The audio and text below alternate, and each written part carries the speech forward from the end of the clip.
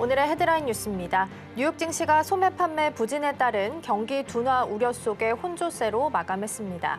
소비 둔화로 국채 금리는 하락했고 금리 인하 기대가 다시 살아났지만 지수는 사상 최고치 부근에서 엇갈린 흐름을 보이며 다우지수만 최고치를 경신했습니다.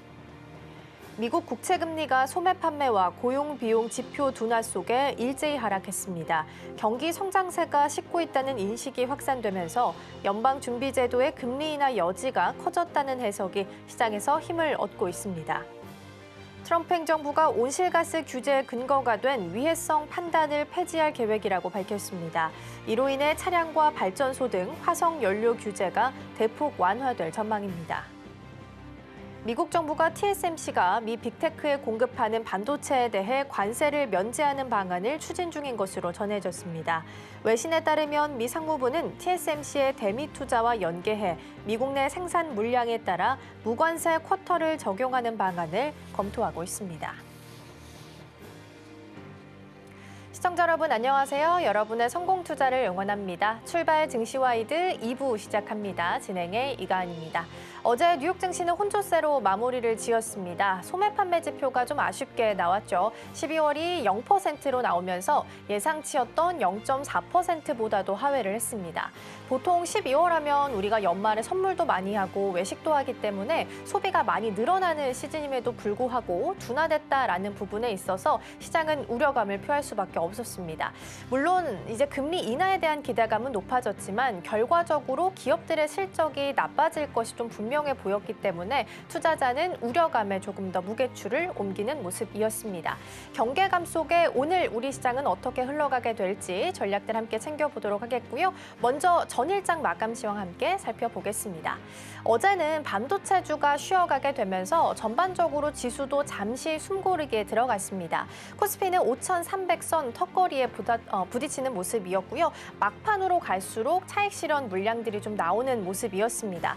그리고 밤사이에 뱅크 오브 아메리카 쪽에서 금과 은 그리고 한국의 코스피에 대해서 거품형 움직임을 보이는 자산 목록에 추가를 했다라는 부분들이 보도가 됐습니다. 안 그래도 경계감 속에 좀 움직이는 모습이 나타나고 있었는데 오늘 이러한 부분들이 시장에 반영이 될 수 있을지 또 어떻게 소화하게 될지도 같이 체크해 보시면 좋겠습니다. 코스닥도 1115선에서 1% 정도 밀려난 선에서 마무리를 지었고요. 양시장 모두 어제는 일단 상승했던 종목의 수가 좀 더 많기는 했습니다. 일단 지수는 잠시 숨고르기 하더라도 이 종목단에서는 상승하는 종목들 안에서 랠리가 이어지고 있다는 부분 챙겨보시면 좋겠습니다. 넘어가서 수급 상황 함께 살펴보시죠. 먼저 코스피입니다. 외국인 투자자가 그래도 이거래일 연속해서 들어와주고 있습니다. 그리고 5,000포인트 이상에서 들어와주고 있다는 부분이 굉장히 유의미한데요. 일정 부분 하락보다는 당분간 순환매 장세가 이어질 수 있겠다라는 부분도 염두에 두시면 좋겠습니다. 다음으로 코스닥 넘어가 보겠습니다. 코스닥에서는 완전히 코스피와는 교체되는 모습이 나타났습니다. 개인 투자자가 끌고 갔고요. 외국인과 기관 투자자의 쌍끌이 매도가 나오는 모습이었습니다. 전반적으로 기관은 그래도 대부분의 섹터에서는 골고루 좀 매수세가 확인됐다라는 부분도 함께 확인해 보시면 좋겠습니다. 다음으로 특징적인 섹터들 함께 보겠습니다. 먼저 퓨리오사 AI 관련주이고요. 창투사 관련해서 지금 4가지 종목이 상한가에 머무는 모습도 함께 확인해 보실 수 있겠습니다. 어제 정부가 이제 국내에서 AI 컴퓨팅 센터를 짓고 있는데 여기에다가 국산 NPU를 사용하겠다라고 언급을 내놨습니다. 아무래도 NPU가 GPU보다는 전력 효율성이 조금 더 있는 상황이기 때문에 국산으로 사용하겠다라는 정부의 의지를 확인할 수 있었고요. R&D 비용에 대해서 지원 또한 가능할 것으로 예상이 좀 되고 있는 상황입니다. 4x4 같은 경우에는 퓨리오사의 1세대 칩에다가 솔루션을 제공한 기업이라서 가장 대표적인 움직임을 보이는 종목으로 보시면 되겠고요. 어제는 상한가에서 마감을 지었습니다. 현재까지는 국내에서 NPU를 만들 수 있는 쪽은 퓨리오사 AI와 지금 리벨리온 이렇게 두 곳으로 압축되고 있으니까 이 부분도 참고해서 함께 보시면 좋겠습니다. 다음으로 넘어가 보겠습니다. 일단 어제는 소매 유통 쪽으로 머니무브가 확실히 이동하는 모습이 나타났었는데요. 이 부분은 뒤에 이어지는 코너에서 함께 좀 살펴보도록 하겠고요. 오늘은 일정상 볼만한 섹터 하나 준비를 좀 해봤습니다. 원전 쪽이고요. 일단 어제 대표적인 두산 에너빌리티는 1.3% 정도 하락을 했습니다. 다만 어제 오후에 이제 속보로 전해졌었죠. 한국 국회에서 대미투자 특별법과 관련해서 한 달 내에 처리하겠다라는 부분들이 전달이 됐습니다. 백악관 쪽에서는 긍정적인 진전이다라는 코멘트를 내놓게 됐고요. 일정상 오늘은 한미 고위급 협상 또 예정이 되어 있기 때문에 어떤 부분들이 논의가 될지가 중요한 포인트고 조선이나 방산, LNG 등등 그리고 그중에서도 원전이 지금 가장 서둘러 달라라고 이야기했던 부분이기 때문에 가장 먼저 좀 챙겨보시면 좋겠습니다. 그리고 밤사이에 한수원 쪽에서는 체코, 루마니아, 한국 이렇게 삼각 연대를 만들어서 유럽 시장을 공략하겠다라는 내용들도 같이 보도가 되기도 했습니다. 지금 주간 기준으로 그리고 월간 기준으로 보면 사실상 외국인 투자자가 매도로 포지션을 좀 지키고 있는 상황입니다. 그럼 이 매도해서 차익 실현을 가지고 있는 매물들을 어디로 쪽으로 돈이 흘러가고 있는가라는 부분도 좀 지켜보셔야 될 것 같은데요. 그중에 가장 대표적인 1위 종목이 지금 두산 에너빌리티로 확인이 되고 있습니다. 아마 다음 순환매를 준비하고 있는 것으로 보이니까 이러한 부분들도 같이 챙겨보시면 좋겠고요. 오늘은 수요일입니다. 그래서 설 연휴를 앞두고 오늘까지 차익을 좀 해줘야 금요일 날 출금이 가능한 날입니다. 그래서 지수상으로는 오늘 변동성이 있을 수 있다라는 부분들도 함께 챙겨보시면 좋겠습니다. 지금까지 전일장 마감 시황 함께 전해드렸습니다.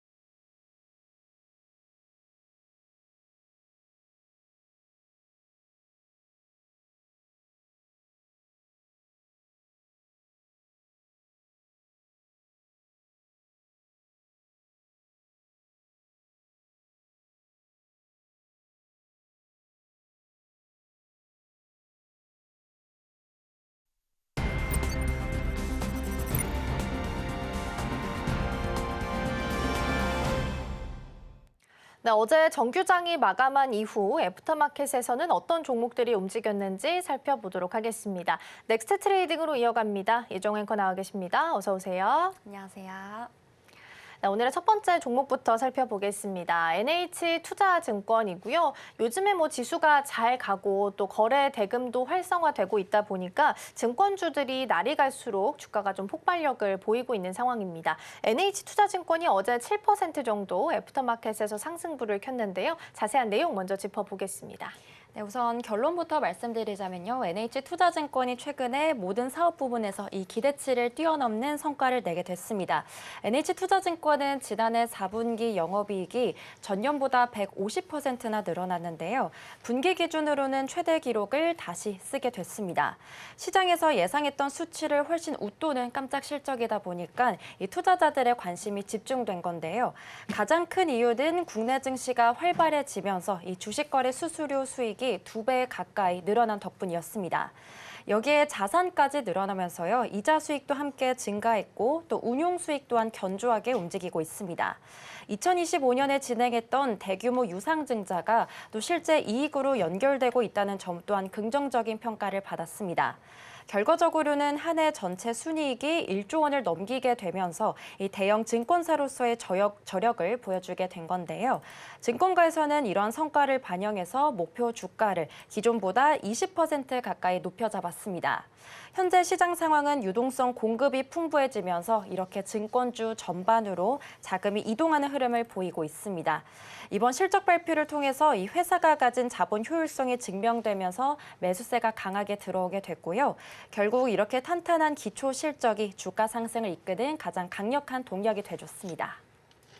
네, 증권주에 대한 기대감이 계속해서 높아지고 있는 상황입니다. 그리고 역대급 실적을 내게 되면서 주가 퍼포먼스도 같이 나타났던 하루이기도 했었는데요. 그러면 앞으로의 향후 전망들은 좀 어떻게 시장에서 예상하고 있을까요?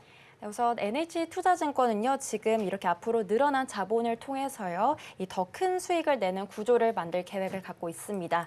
특히 기업들이 자금을 빌리는 시장 쪽에서 강점을 갖고 있다 보니까 이 앞으로의 활약도 기대가 되고 있는데요.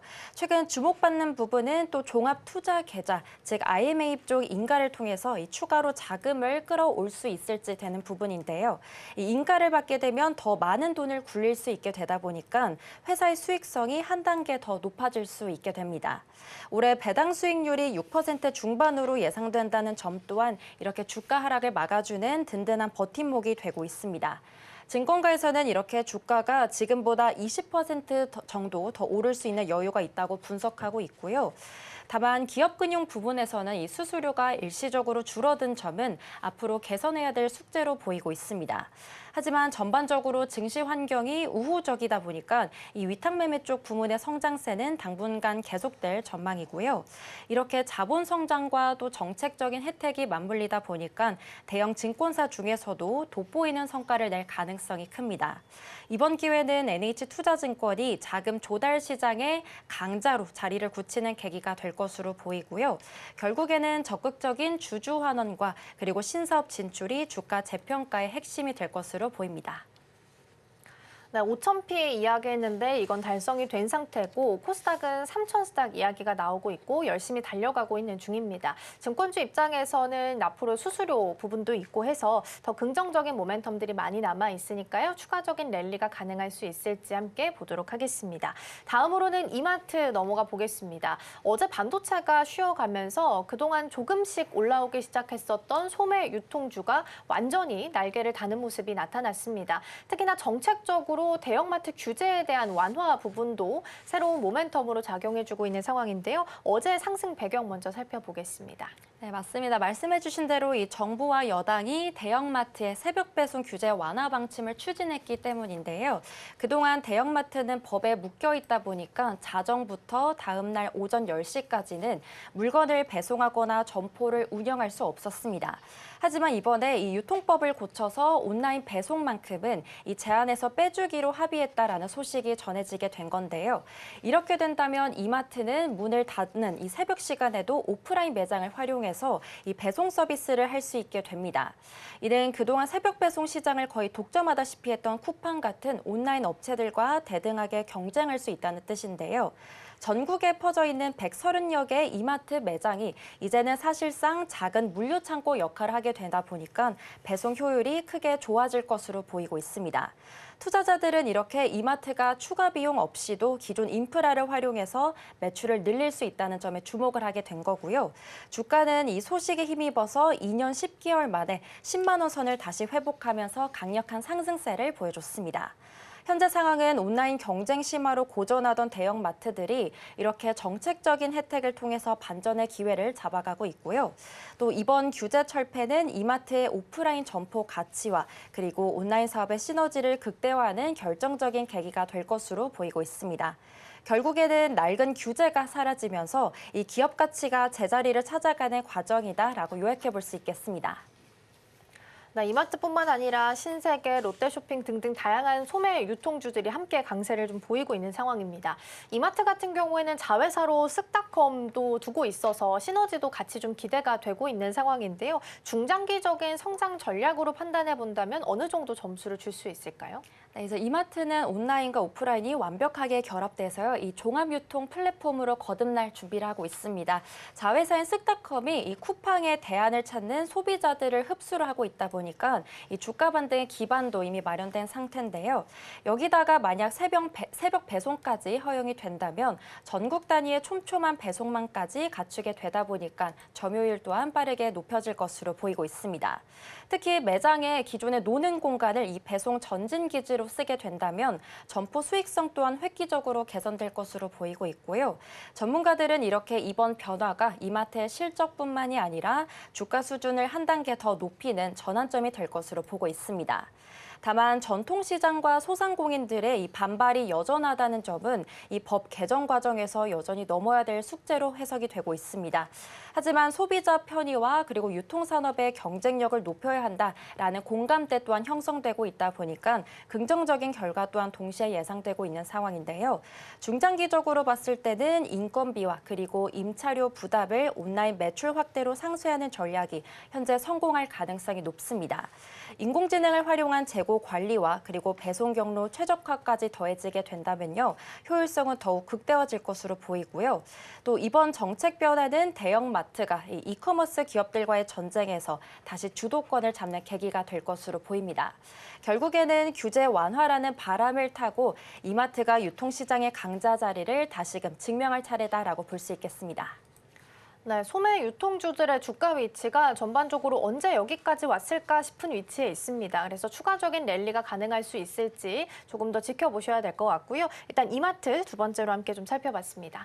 다음으로 현대 오토에버 넘어가 보겠습니다. 보스턴 다이나믹스가 휴머노이드 로봇 영상을 하나 공개를 했죠. 백덤블링 하는 영상이었는데 이전에는 실수를 좀 했는데 이번에는 완벽하더라라는 부분들이 주목을 좀 받으면서 어제 현대차 그리고 로봇 관련주들이 장 초반에 좀 강세를 보였다가 뒤로 갈수록 좀 약해지긴 했습니다. 현대 오토에버 같은 경우에는 어제 애프터마켓에서 4%대 상승불이 켜져 있었습니다. 상승 배경 먼저 짚어주시죠. 네, 맞습니다. 말씀해주신 대로 어제 보스턴 다이내믹스가 공개한 아틀라스의 이 훈련 영상 덕분에 이 주가가 강한 상승 탄력을 받게 됐는데요. 영상 속의 로봇 아틀라스는 마치 체조 선수처럼 백덤블링과 그리고 옆돌기를 아주 자연스럽게 성공하면서 한 달 만에 업그레이드된 놀라운 기술력을 보여줬습니다. 현대차 그룹은 이 로봇을 2028년부터 자동차 공장 생산 라인에 직접 투입할 계획을 갖고 있는데요. 여기서 현대 오토에버는 로봇들을 한꺼번에 관리하고 그리고 제어하는 관제 시스템 쪽을 담당하고 있습니다. 그렇다 보니까 이 그룹이 추진하고 있는 로봇 생태계 조성 계획에서 핵심적인 역할을 맡고 있다는 점이 부각이 되면서 투자자들의 시선이 쏠리게 된 건데요. 회사의 실적 또한 매년 20% 가까이 꾸준히 상승을 하면서 기술력과 그리고 수익성을 동시에 증명하고 있습니다. 특히 지난해 영업이익이 2,500억 원을 넘기는 등 이 재무 상황도 현재 매우 튼튼한 상황이고요. 현재 시장 상황은 테슬라의 옵티머스에 맞서서 이 현대차의 아틀라스가 기술적인 우위를 보여주면서 관련주들이 또 다시 한번 움직이고 있습니다. 이번 영상은 단순한 홍보를 넘어서서요, 이 로봇 산업의 상용화 가능성을 숫자가 아니라 눈으로 확인시켜준 계기가 됐는데요. 결국에는 이렇게 현대차 그룹의 로봇 비전이 구체화될수록 이렇게 소프트웨어 핵심 기업인 현대 오토에버의 가치는 더 높아질 수밖에 없다라고 볼 수 있겠습니다. 네, 현대차 안에서 기대감이 있는 건 보스턴 다이나믹스의 상장 IPO 부분입니다. 현대 오토에버 같은 경우에는 로봇에 있어서 머리, 두뇌 역할, 소프트웨어 역할을 좀 담당하고 있다라고 보시면 될 것 같은데요. 앞으로의 전망은 어떻게 판단해 볼 수 있을까요? 네, 우선 현대 오토에버는요, 이제는 자동차 소프트웨어 쪽을 넘어서서요, 로보티스 관제 시장의 리더로 자리매김하고 있습니다. 그룹의 인공지능 기술과 그리고 하드웨어 제어 능력을 하나로 묶는 이 플랫폼 역할을 수행하면서 독보적인 위치를 점하고 있는 건데요. 앞으로 주목해야 될 점은 2년 뒤에 이 미국 조지아주 신공장의 로봇 아틀라스가 실제로 배치되는 시점입니다. 로봇이 부품을 분류하고 조립하는 과정에서 발생하고 있는 이 방대한 데이터를 이 현대 오토에버가 처리하면서 운영 효율을 높이게 되는데요. 이는 단순하게 한 번 시스템을 깔아주는 것을 넘어서서 지속적으로 관리 수수료를 받는 수익 모델이 될 수 있습니다. 여기다가 증권가에서는 또 현대 오토에버의 매출액이 2030년까지 매년 기록을 경신하면서 고성장을 이어갈 것으로도 함께 보고 있는데요. 또 스마트 팩토리와 자율주행 기술이 이 로봇과 결합을 하면서 소프트웨어 중요성은 갈수록 커지고 있습니다. 다만 로봇 기술의 실제 도입 속도가 예상보다 늦어질 수 있다는 점은 투자자들이 염두해야 될 리스크로 작용이 되고 있는데요. 하지만 그룹 차원의 강력한 지원과 그리고 이미 검증된 실적 성장세가 이런 우려를 충분히 잠재워주고 있습니다. 이번 변화는 현대 오토에버가 IT 서비스 회사를 넘어서서 이 종합 모빌리티 플랫폼 기업으로 진화하는 과정이다라고 볼 수 있겠고요. 결국에는 로봇 산업이라는 거대한 흐름을 타고 이 회사의 실적과 가치는 꾸준히 우상향할 것으로 보이고 있습니다. 네, 현대 오토에버 같은 경우에는 차트상 보면 아직까지는 데드크로스가 좀 진행되고 있습니다. 하락 추세가 좀 이어지고 있는 상황이라서 추세가 전환될 수 있을지 좀 보셔야 될 것 같고요. 현대차 그룹 쪽으로 봤을 때 현대차는 어제 외국인들이 좀 1위 종목으로 매도를 하기도 했습니다. 앞으로의 흐름 좀 더 지켜보셔야 되지 않을까라는 생각이 듭니다. 현대차까지 좀 살펴봤고요. 다음으로는 하락했던 종목 에이프릴 바이오 보겠습니다. 이 지분 매각과 관련한 이슈들이 좀 포함이 되어 있었는데 어제 급락세가 있었습니다. 자세한 내용 먼저 짚어주시죠. 네, 어제 하락하게 된 직접적인 개별 이슈는요. 주요 임원 3명이 보유하고 있던 이 주식을 대거 팔았다는 소식으로 인해서 투자 심리가 얼어붙게 됐습니다. 공시에 따르면 부사장을 포함한 임원진이 최근에 8만 주가 넘는 주식을 시장에 내놓으면서 지분을 정리했다고 합니다. 회사는 세금을 내거나 또 대출을 갚기 위한 개인적인 사정이다라고 해명했지만 이 시장의 반응은 냉담했습니다.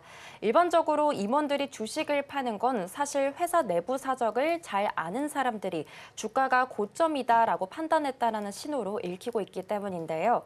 여기에 설상가상으로 또 지난해 실적이 적자로 돌아섰다라는 소식까지 전해지면서 하락폭을 더욱더 키우게 됐습니다. 매출액은 재작년보다 90% 넘게 줄어들었고 또 영업 손실은 70억 원을 넘기면서 실적 충격을 안겨준 건데요.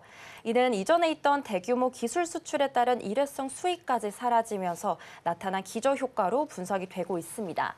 또 신약 개발 기업 특성상 매출 변동이 크기는 하지만 적자 폭이 예상보다 크다 보니까 우려를 산 것으로 볼 수 있겠습니다. 현재 시장 상황은 K바이오에 대한 기대감이 이렇게 검증 단계로 넘어가면서 작은 악재에도 주가가 민감하게 반응하고 있는 시기입니다. 이번 이슈는 이렇게 경영진의 도덕적 해이 논란과 함께 또 실적 부진까지 겹치면서 기업 신뢰도에 큰 상처를 주게 됐습니다. 결국에는 내부자의 이탈과 그리고 숫자로 나타난 손실이 투자자들에게 큰 실망감을 안겨준 결과다라고 볼 수 있겠습니다. 네, 어제 추가적으로 뭐 나온 뉴스 보면 전세금 갚으려고 그랬다라는 이야기들도 있긴 한데 일단 임원이 주식을 매도했다라는 부분 자체가 투자자 입장에서는 약간의 부담으로 작용할 수밖에 없지 않았을까 싶습니다. 그래도 이제 남아있는 파이프라인 공개들도 좀 있긴 합니다. 그래서 향후에 반전을 줄 수 있는 카드들을 살펴본다면 어떤 내용들이 있을까요? 네, 에이프릴 바이오는 이제 단순한 기대감을 넘어서서요. 이 실제 환자 데이터를 통해서 자신의 가치를 입증해야 되는 시기에 됐습니다. 가장 중요한 반전 카드는요. 올해 상반기에 순차적으로 공개될 자가면역 질환 치료제들의 임상 결과입니다. 이 약들은 현재 글로벌 임상 1상과 그리고 2상 단계에 있다 보니까 여기서 만약에 좋은 데이터가 나오게 된다면 기술 수출 계약이 다시 활발해질 수 있고요. 또 특히 회사가 보유하고 있는 플랫폼 기술은 한번 검증을 받게 되면 여러 질병에 다양하게 적용할 수 있다 보니까 확장성 또한 매우 큰 상황입니다.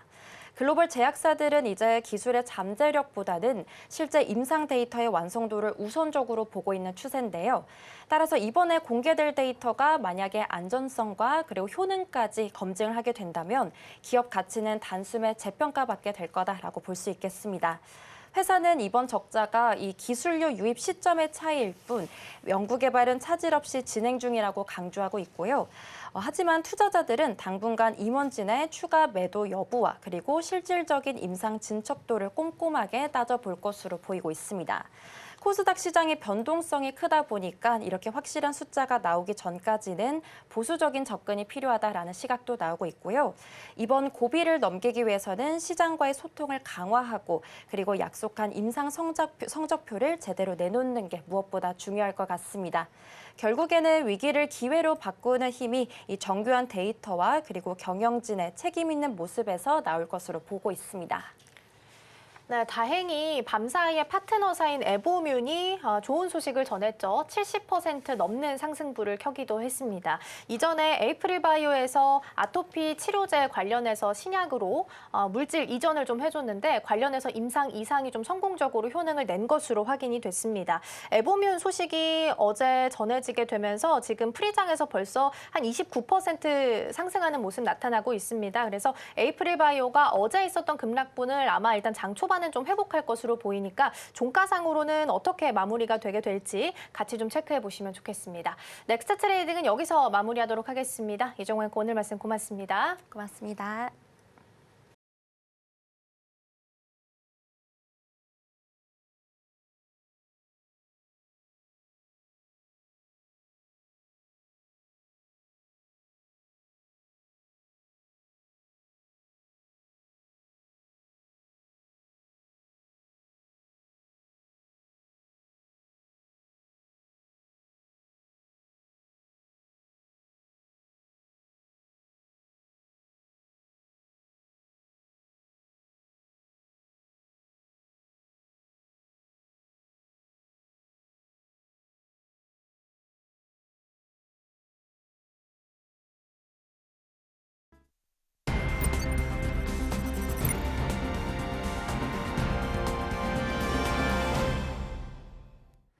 증권가들이 바라보는 종목에 대한 시선들 함께 살펴보겠습니다. 와이드 리포트 시간입니다.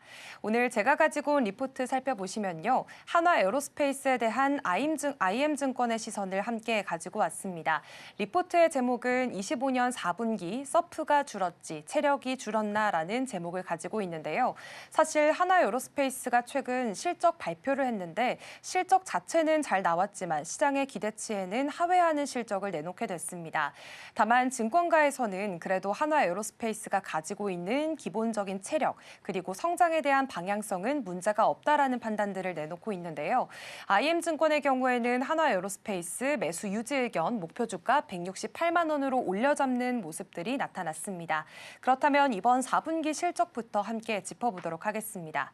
이번에 한화에어로스페이스 4분기 실적 매출 8조 3,261억 원이 나오게 됐고요. 영업이익은 7,528억 원이 찍히게 됐습니다. 사실 시장의 기대치와 비교를 한다면 매출 자체는 비슷한 수준으로 나타났지만 지금 영업이익 부문에서는 컨센서스보다 좀 크게 하회하는 모습을 나타냈습니다. 지금 컨센서스 자체가 영업이익 1조 원이 조금 넘는 수준을 예상했는데요. 지금 7,500억 원가량이 나오게 되면서 실제 실적이 30% 이상 못 미친 것으로 나타나게 됐습니다. 그렇기 때문에 이 지점에서 실적이 꺾이게 된 것 아니냐라는 시장의 우려가 있었지만 증권사들의 시각은 그래도 다른 모습입니다. 우선 IM증권의 시선을 살펴보겠습니다. 이번 실적이 하회한 그런 요인을 살펴보니까요. 본업에 대한 부진이 아니었다라는 점들이 판명이 났습니다. 4분기에 3천억 원 규모의 일회성 비용에 대한 부담이 반영됐기 때문으로 해석을 하고 있고요. 그렇기 때문에 이런 부분들을 감안한다면 사실 본업에 대한 실적 자체는 크게 벗어나지 않았다라는 평가들을 내놓고 있습니다. 지금 한화에어로스페이스가 가지고 있는 핵심 사업을 살펴보시면요. 지상 방산 부문이 꼽히고 있습니다. 지상 방산 부문의 지난 4분기 실적도 함께 짚어보면 매출 같은 경우에는 3조 926억 원, 영업이익은 6,160억 원이 나오게 되면서 이건 역시나 전년 동기 대비해서 조금 매출과 실적 모두 하회한 모습들을 나타냈습니다. 그런데 이번에 실적이 전년과 비교를 했을 때 줄어든 이유를 살펴보니까요. 그 전년도와 비교해서 4분기의 실적이 과도하게 몰리지 않았기 때문입니다. 그리고 또 하나는 내수에 대한 비중이 좀 늘어났기 때문으로 해석이 되고 있는데요. 내수 매출 같은 경우에는 이제 수출보다는 이익률이 낮은 편입니다. 그리고 그 안에서도 개발과 관련한 이 비용들이 좀 잡히게 되면서 전체 이익률 자체는 실제적으로 좀 낮아지게 됐고요. 그런 모습들이 이번 실적에서도 반영이 된 겁니다. 그런데 여기서 중요한 건 지금 지상 방산 부문에서 수출 부문의 이익률을 살펴보니까요. 30%대 초반을 여전히 유지하고 있다라는 점들이 중요하게 나타나고 있습니다. 사실 방산업종 내에서 이 정도의 이익률 같은 경우에는 굉장히 높은 수준으로 책정이 되고 있습니다.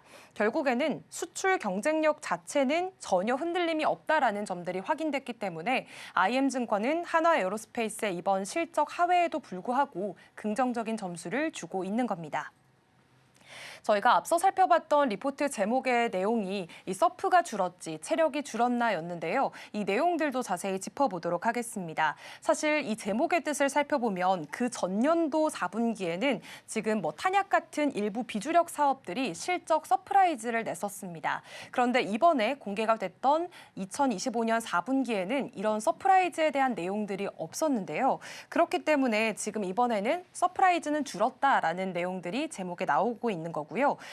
그 효과가 줄긴 했지만 그래도 K9 자주포라든지 천무 다연장 로켓처럼 주력 무기 인도에 대한 부분은 무리 없이 진행이 되고 있기 때문에 결국에는 체력 자체가 줄지 않았다라는 내용들을 리포트 제목에서도 암시를 하고 있습니다. 지금 IM증권의 경우에는 2026년 이후를 더욱더 기대하고 있습니다. 그 이유를 살펴보니까요. 2026년은 과거에 수주했던 물량들이 인도가 본격화되는 그런 해이기 때문입니다. 대표적인 게 바로 이집트 K9과 호주 K9이 짚히고 있는데요. 특히나 이집트 계약 같은 경우에는 총 계약 규모가 2조 원 정도로 큰 금액입니다. 그리고 이 가운데서 40에서 50% 정도가 올해 인도가 될 예정이고요. 여기에다가 지금 환율에 대한 효과도 발생할 것으로 나타나고 있습니다.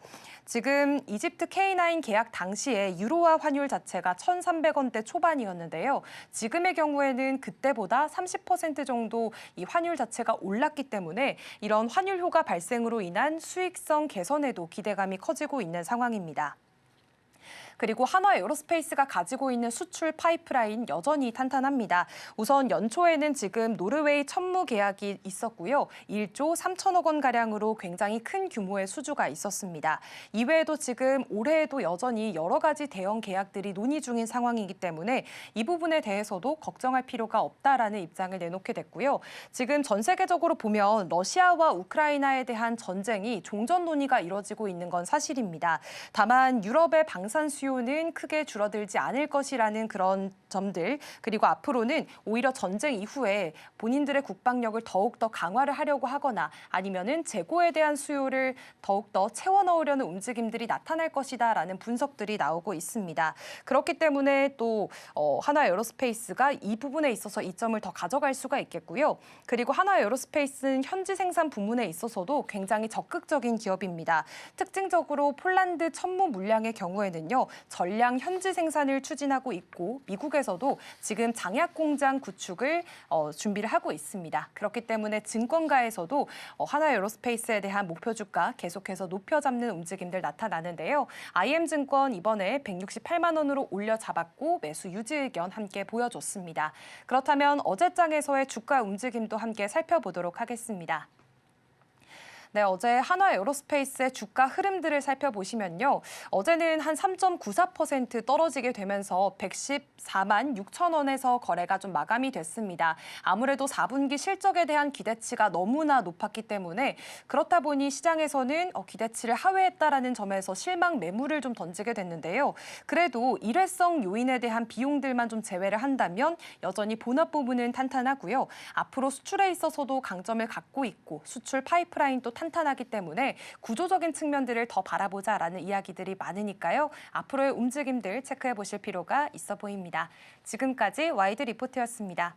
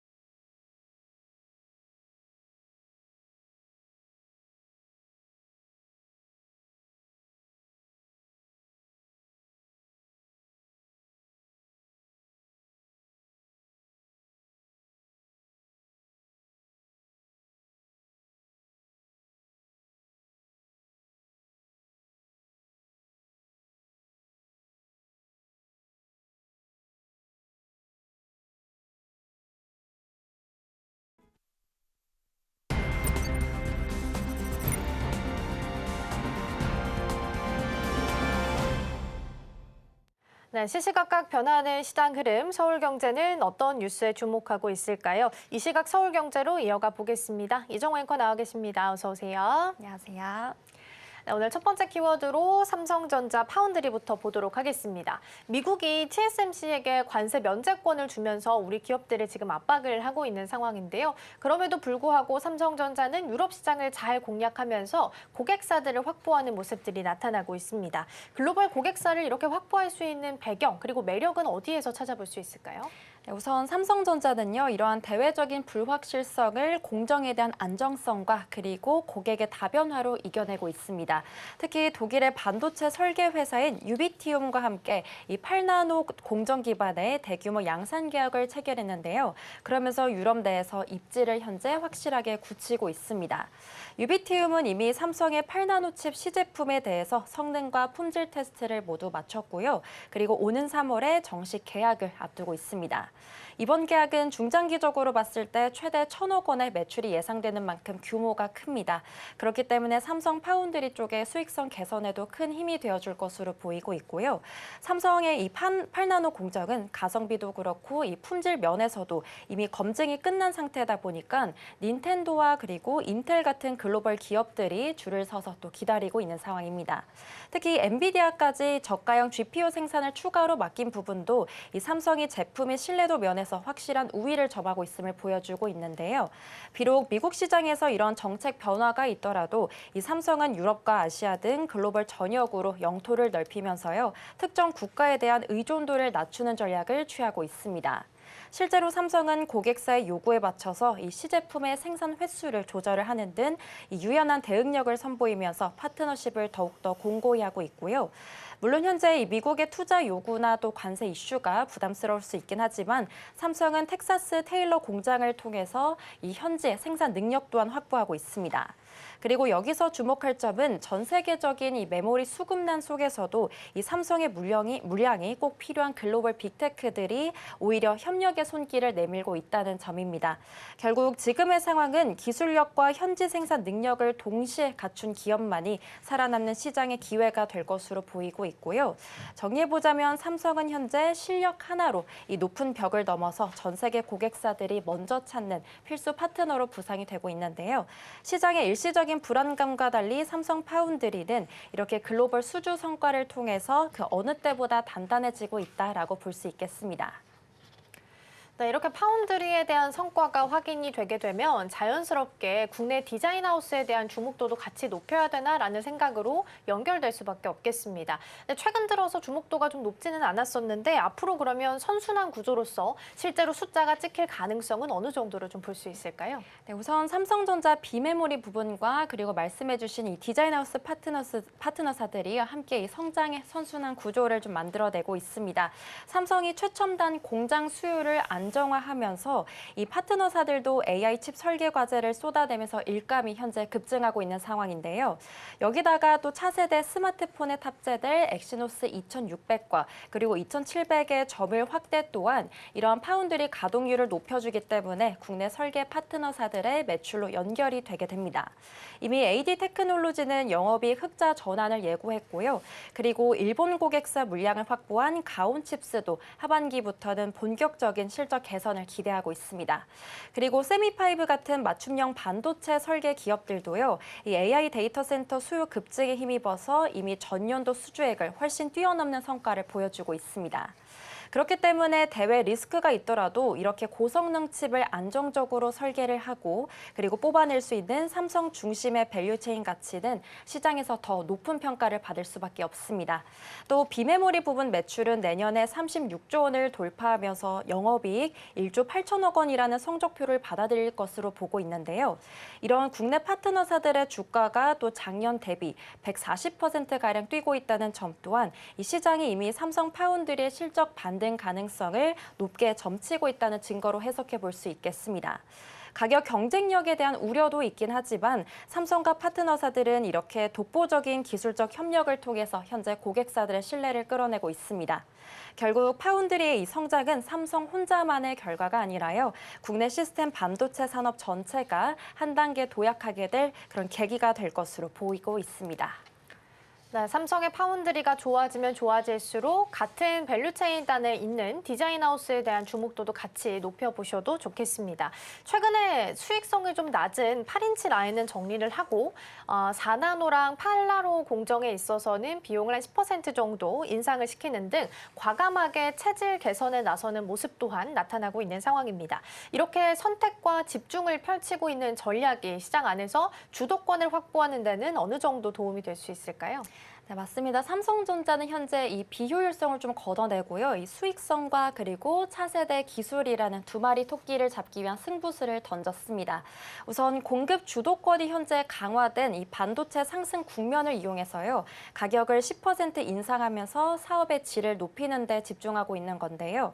또 동시에 평택 캠퍼스의 일부 라인을 정리해서 이 확보했던 자원을 2나노 공정 확대에 재투자하는 과감한 선택과 집중을 택했습니다.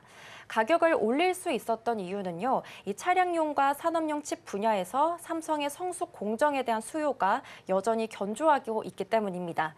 글로벌 파운드리 공급이 제한적인 상황이다 보니까 고객사들은 아무래도 비용 부담보다는 이 삼성의 안정적인 생산 능력을 확보하는 데 더 무게를 두고 있고요. 또 차세대 MBC FET 구조를 적용한 2나노 공정을 핵심 전략으로 삼기 때문에 이렇게 전력 효율까지 개선을 함으로써 기술 주도권 확보 또한 노리고 있습니다. 그리고 과거 대형 고객사 중심에서 벗어나서 이제는 중소형 팬립스까지 고객사를 다변화하고 있는데요.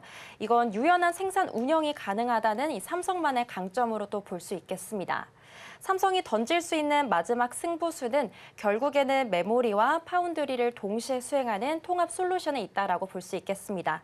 특히 AI 시대의 핵심인 HBM4에서는 메모리와 그리고 파운드리의 유기적인 결합이 필수적인데요. 삼성은 이를 단일 공장에서 해결함으로써 이 생산 효율 또한 높이고 있습니다. 그리고 빅테크들 기업 입장에서는 이렇게 삼성의 통합 솔루션이 주는 제품에 대한 경쟁력과 그리고 출시 속도 단축이 매우 큰 이득으로 다가오고 있는 상황이고요. 결국에 삼성의 전략은 메모리의 압도적인 이 지배력을 파운드리의 기술력과 함께 결합을 함으로써 누구도 따라올 수 없는 통합 생태계를 구축하는 것입니다. 비메모리의 흑자 전환과 그리고 메모리의 슈퍼사이클이 만나는 지점에서 이렇게 삼성전자의 진정한 가치가 확인될 것으로 보이고 있고요. 삼성은 이렇게 위기를 기회로 바꾸는 저력을 갖춘 기업답게 어려운 대외 환경을 뚫고 반도체 분야의 위상을 더욱더 공고히 할 것으로 보이고 있습니다. 네, 삼성의 파운드리가 체질 개선을 통해서 시장의 주도권을 잡아갈 수 있을지 함께 확인해 보도록 하겠습니다. 넘어가서 두 번째 키워드 보겠습니다. 포르쉐가 선택한 K배터리이고요. 포르쉐가 중국 배터리를 빼고 삼성 SDI 배터리를 선택을 했습니다. 지금 출시 1년 만에 연식 변경 모델에서 배터리 공급사를 바꾸게 된 건데 이게 상당히 이례적인 일이라고 합니다. 그래서 K배터리를 선택한 배경부터 살펴보도록 하겠습니다. 네, 우선 결론부터 말씀드리자면요. 이 포르쉐가 품질과 성능을 최우선으로 택하면서요. 중국의 CAT를 대신해 삼성 SDI를 선택하게 됐습니다. 마칸 일렉트릭의 배터리를 출시 1년 만에 교체하는 것은 말씀해 주신 대로 업계에서도 매우 이례적인 일로 평가하고 있는데요. 이는 포르쉐의 까다로운 성능 테스트에서 이 삼성 SDI의 기술력이 중국 제품을 압도했다라는 의미로 해석해 볼 수 있겠습니다.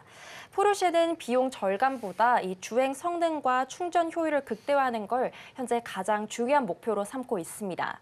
그렇기 때문에 이번에 탑재된 P6 배터리는 니켈 비중을 91%로 높여서요. 이 에너지 밀도를 극한까지 끌어올리는 최신 제품인데요. 여기서 삼성 SDI가 비중국계 업체 중에 유일하게 각형 배터리를 양산하고 있다 보니까 기존의 설계 변경이 없이도 교체가 가능했습니다. 이로써 타이칸과 그리고 카이엔을 포함해서 이 포르쉐의 주요 전기차 3종 모두 한국 배터리를 쓰게 됐습니다. 저가형 시장은 중국의 LFP 배터리가 장악하고 있는데요. 프리미엄 고성능 시장은 여전히 K 배터리의 동무대가 펼쳐지고 있습니다. 3원계 배터리는 비싸긴 하지만 이 출력과 그리고 항속 거리 면에서 LFP보다는 월등한 경쟁력을 갖추고 있기 때문인데요. 결국에는 이번 수주가 한국 배터리가 기술력 그리고 안정성 면에서 세계 최고의 신뢰를 얻고 있음을 증명해내게 됐습니다. 앞으로는 이 프리미엄 브랜드들이 고성능 모델을 출시하게 될 때 한국 기업을 최우선 파트너로 고려할 가능성이 더욱더 커지게 됐고요. 이렇게 K 배터리는 이제는 가격 경쟁이 아니라 또 독보적인 기술력을 토대로 글로벌 시장의 표준을 주도하고 있습니다. 네, 근데 큰 틀에서 살펴봤을 때는 아직 수요단에 대한 캐증 극복이 이루어지지 않고 있다 보니까 오히려 이러한 라인들을 ESS로 전환하는 사례들이 늘고 있습니다. 북미 공장을 ESS로 전환하거나 지분을 정리하는 등 여러 가지 움직임도 같이 포착이 되고 있는 상황인데요. 실제적으로 배터리 셀 3사들에게는 수익성 방어에 있어서 어느 정도의 역할을 좀 해줄 수 있을까요? 네, 한마디로 요약하자면요. 현재 이 선택과 집중을 통해서 전기차 시장의 정체기를 정면 돌파하겠다라는 전략을 내세우고 있습니다. 우선 배터리 3사는요. 현재 신규 증설보다는 기존 거점의 가동률을 높임으로써 이 수익성을 방어하는 데 주력하고 있습니다. 미국 내에서 데이터 센터 투자가 늘다 보니까 이 중국산이 배제된 북미 ESS 시장이 새로운 기회의 땅으로 떠오르고 있는 건데요. 이 3사 현황을 간단하게 체크를 해보겠습니다. 우선 LG 에너지솔루션은 캐나다 합작 법인을 단독 공장으로 인수를 하면서요. 이 북미 ESS 시장 공략의 전초 기지로 삼은 상황입니다. 그리고 SK온과 삼성 SDI 역시 이 전기차용 생산 라인 일부를 ESS용으로 전환을 했는데요. 그러면서 수요 변화에 마찬가지로 유연하게 대응하고 있는 모습이 나오고 있습니다. 미국 IRA 보조금을 챙기면서도 동시에 전기차 캐즘에 따른 재고 부담을 덜 수 있다는 점에서 영리한 선택을 하고 있다라는 평을 받고 있는데요. 또한 합작법인 구조를 재편하거나 또 지분을 정리하면서 고정비 부담을 줄이고 또 운영 효율을 극대화하고 있습니다. 전기차 분야의 일시적인 이런 캐즘을 ESS라는 강력한 보완제로 현재 메우고 있는 셈이고요. 실제로 올해 국내 배터리사들의 ESS 수주 목표는 역대 최대치를 기록할 것으로도 예상이 되고 있습니다. 만약에 이렇게 효율화 작업이 마무리가 된다면요, 이 가동률이 상승하면서 적자폭을 줄이거나 또는 흑자 구조를 공고히 할 수 있게 되고요. 결국에는 이렇게 시장의 위기를 유연한 라인 전환과 그리고 포트폴리오 다변화로 현재 극복해 나가고 있습니다. 다시 말해서 단순한 제조를 넘어서서요, 이제는 에너지 솔루션 기업으로서 경쟁력을 한 단계 더 높이고 있다라고 볼 수 있겠습니다. 네, 수요에서 극복이 안 되는 부분을 일단 기업들 입장에서는 ESS로 전환하는 사례들이 좀 늘어나고 있는 부분이 나타나고 있고요. 추가적으로 요즘에 2차 전지에 새롭게 붙어주는 모멘텀 중에 하나가 또 로봇을 빼놓을 수는 없을 겁니다. 매출 비중이 아직까지는 큰 상황은 아니긴 한데요. 구원투수가 좀 돼줄 수도 있을까요? 네, 맞습니다. 우선 로봇용 배터리는 현재 K배터리가 가장 잘하는 이 고성능 프리미엄의 성능의 집약체다라고 볼 수 있습니다. 휴머노이드 로봇은 이 가슴이나 등처럼 좁은 공간에 배터리를 넣어야 되다 보니까 크기는 작으면서도 동시에 힘이 굉장히 세야 됩니다. 우리 기업들이 강점을 갖고 있는 이 하이니켈 3원계 배터리는 중국의 LFP보다는 에너지 밀도가 높다 보니까 이런 로봇의 활동 시간을 획기적으로 높여주고 있는데요. 삼성 SDI는 이미 현대차와 손을 잡고 로봇 전용 배터리를 개발 중이고, 그리고 서비스 로봇 다리에 이 원통형 배터리를 공급하고 있습니다. 그리고 LG 에너지 솔루션도 세계적인 로봇 기업 6곳에 이 배터리를 공급하면서 현재 표준 선점의 속도를 내고 있고요. 그리고 SK온 역시 물류 로봇 분야에서 적용처를 넓혀가면서 안정적인 수요처를 확보해내고 있습니다. 여기서 주목해야 될 점은요, 아직 로봇 시장이 초기 단계이다 보니까 기술 표준을 먼저 잡는 쪽이 곧 장기적인 주도권을 잡게 된다는 건데요.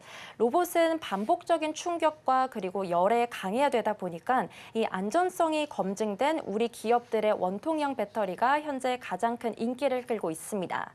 정리해보자면 이 전기차 캐즘이라는 파고를 로봇이라는 고부가 시장으로 넘어서고 있다 요약해볼 수 있겠고요. 결국에는 로봇 배터리는 단순한 전력 공급원을 넘어서서 이제는 피지컬 AI 성능을 결정하는 핵심 부품으로 자리 잡을 것으로 보입니다. 앞으로 이렇게 AI 로봇 확산과 함께 또 프리미엄 사양을 요구하는 수요가 폭발하게 되면 이렇게 K 배터리에 대한 수요 또한 마찬가지로 늘어날 거다라고 볼 수 있겠습니다.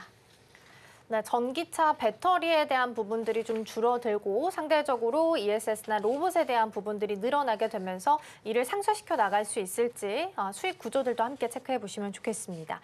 넘어가서 중국의 성장률 반토막 좀 보겠습니다. 시장 개혁 없이는 성장률이 2.5%까지 떨어질 수 있다라는 경고의 목소리가 어제 나오기도 했습니다. 지금 상황이 어떤 건지 중국 쪽의 경제 상황부터 먼저 확인해 볼까요?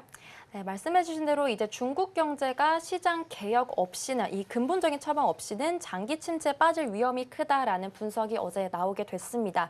중앙당국 출신 전문가가 이 잠재 성장률이 반토막이 될 거다라고 경고하는 거는 그만큼 현재 상황이 엄중하다라는 건데요. 중국 정부가 목표로 하고 있는 5% 내외 성장은 이제 현실적으로는 달성하기 매우 힘든 수치가 됐습니다. 지방정부 20곳이 이미 성장률 목표를 하향 조정을 하다 보니까 경제 둔화를 공식화하고 있는 실정인 건데요. 부동산 경기 침체가 길어지고 또 내수 소비가 살아나지 않는다면 전통적인 성장 동력이 바닥을 드러낼 수밖에 없습니다. 중국은 2035년까지 이 소득을 2배로 늘리겠다라는 야심찬 계획을 내세우긴 했지만 현재로서는 목표 달성이 좀 어려운 상황이고요. 과거 성장을 이끌었던 대규모 인프라 투자나 그리고 수출 중심의 전략이 더 이상은 먹히지 않고 있습니다. 전문가들은 가계 소득을 높이고 그리고 제도적인 경직성을 해소하는 게 이런 과감한 시정 계약의 유일한 해법이다라고 보고 있는데요. 하지만 실제 정책은 경기 부양보다는 현재 체제 안정에 무게가 쏠려 있다 보니까 실효성 있는 대책이 나오고 있지는 못하고 있습니다. 3월 전인대에서 발표될 중앙정부의 성장률 목표가 이 4.5% 수준으로 낮아질 거다라는 관측도 나오고 있고요. 중국 경제의 성장 둔화는 또 우리 수출에도 직접적인 타격을 주다 보니까 매우 민감한 문제입니다. 결국 중국은 새로운 생산성을 창출할 신산업 육성과 그리고 시장 개혁 사이에서 있는 중대한 기로에 서 있다라고 볼 수 있겠습니다. 네, 더불어서 부동산 경제에 대한 침체도 이어지고 있는 상황입니다. 부동산 쪽 상황은 어떤지 이 부분도 짧게 좀 짚어볼까요? 우선 중국 부동산 시장도 수요 절벽이라는 악순환의 늪에 빠져 있는데요. 우선 국제신용평가사 S&P는 올해 중국의 신규 주택 판매량이 작년보다 14% 줄어들 것으로 보고 있습니다. 중국 정부가 미분양 주택을 사들이는 부양책을 쓰긴 했지만요. 공급 과잉과 위축된 소비 심리를 뚫기에는 현재 역부족인 상황인데요. 골드만삭스는 부동산 침체가 올해 중국 경제 성장률을 1.5%포인트나 깎아 먹을 거다라고 분석을 하고 있습니다. 정부는 첨단 기술 산업 육성으로 이 공백을 메우려 하고 있지만 이 부동산이 차지하던 비중을 대신하기에는 규모가 턱없이 작습니다. 정리해보자면 중국 경제의 25%를 지탱하던 부동산이 이제는 언제 터질지 모르는 시한폭탄이 된 상황이다라고 볼 수 있겠고요. 이게 다시 수요 절벽으로 이어지는 구조적 위기에 직면해 있다 보니까 부동산 시장의 신뢰가 회복되지 않는 한 이 중국 경제의 전반적인 활력을 찾기는 어려울 것으로 보고 있습니다. 네, 여러 가지 경제 위기가 닥치고 있는 상황 속에서 저출산 문제 또한 같이 언급이 되고 있는 상황입니다. 이렇게 출산율 반등이 좀 어려운 이유는 어떻게 살펴봐야 될까요? 네, 맞습니다. 우선 중국의 저출산 패닉 또한 우리가 상상하는 임계점을 이미 넘어서게 됐는데요. 일부 인구학자들은 중국의 합계 출산율이 0.7명까지 추락해서 한국과 일본보다 현재 더 심각하다라고 보고 있습니다.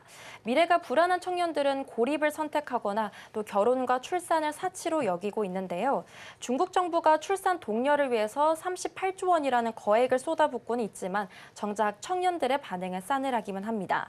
아이 한 명을 키우는 비용이 GDP의 6배를 넘는 구조에서는 현금 보조금 몇 푼으로는 마음을 돌릴 수 없기 때문인데요. 중국은 이를 타개하기 위해서 현재 AI와 로봇 기술로 인구 공백을 메우려 하고 있지만 인구 절벽의 충격파를 온전히 막기에는 현재 부족한 상황입니다. 결국에는 이번 인구 위기는 이렇게 단순한 통계 하락을 넘어서서요.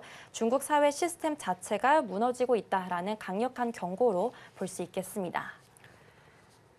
네, 중국 쪽에 대한 상황까지 좀 살펴봤고요. 넥스트 트레이드 지금 잠시 좀 보니까 앞서 제가 브리핑에서 전해드렸던 것처럼 오늘 원전 쪽 시세가 강해 보입니다. 한전산업 그리고 우리기술 한 12에서 15%대 상승불 켜져 있고요. 에보뮨 영향받은 앞서 살펴본 에이프릴 바이오 같은 경우 지금 상한가 도달한 부분들도 확인되고 있으니까 참고해서 전략대 세워보시면 좋겠습니다. 이 시각 서울경제는 여기서 마무리하겠습니다. 이정원 오늘 말씀 고맙습니다. 고맙습니다.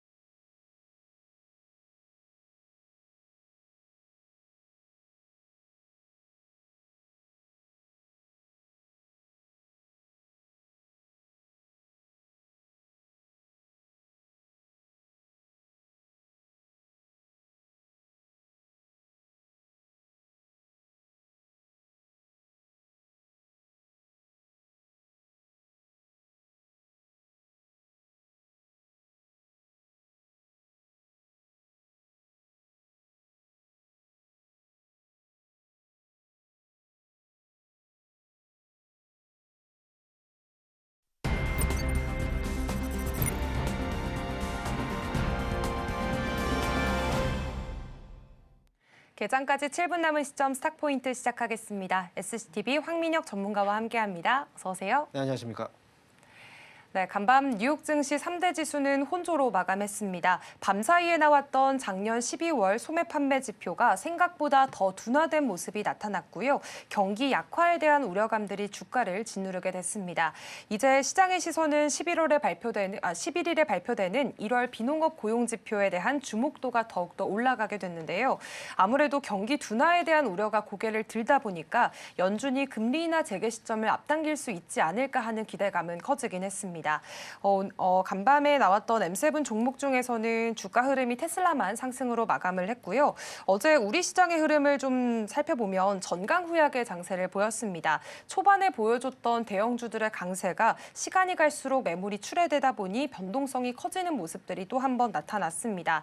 이 반면에 금융주들은 최근 호실적들을 좀 발표하면서 이 효과로 인해서 지수를 견인해주는 역할을 해줬고요.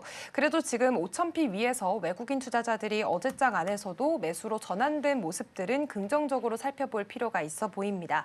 아무래도 당분간은 박스권을 유지하면서 종목별 순환매가 빠르게 돌아가는 장세들이 계속해서 유지될 것으로 보이니까요. 이 부분에 대한 투자 포인트들 계속해서 세워보도록 하겠습니다. 전문가님 우선 네. 어제 시장의 분위기부터 빠르게 짚어볼까요? 네, 어제 시장은 약간의 변동성이 좀 있었거든요. 네. 미국 증시가 이제 또 올라갈 거라는 뭐 기대감들 이런 것들이 이제 국내 증시 상승으로 초반에 이어졌는데 결국은 이 상승을 또 유지하지 못하고 이제 상승폭을 줄이면서 끝이 났습니다. 이 코스피 지수의 경우에는 플러스로 마감이 되긴 했지만 코스닥의 경우에는 이제 하락으로 이 마이너스권에서 이제 거래가 마쳤는데요. 그만큼 국내 증시가 좀 많이 올라온 편이고 그리고 올라왔다라는 인식 때문에 미국도 흔들리는데 한국 증시 너무 많이 오른 거 아닌가? 뭐 이런 약간의 이제 그런 우려감들이 주가에 반영이 되고 있는 그런 모습인 것 같습니다. 실제로 삼성전자의 경우에도 그동안 또 많이 올라왔었고 항상 주가가 올라갈 때마다 시장을 견인해 왔었는데요. 어제 삼성전자와 하이닉스의 모습이 그렇게 시장의 이 강세 분위기에 좀 따라가지는 못하는 그런 모습들이 있었습니다.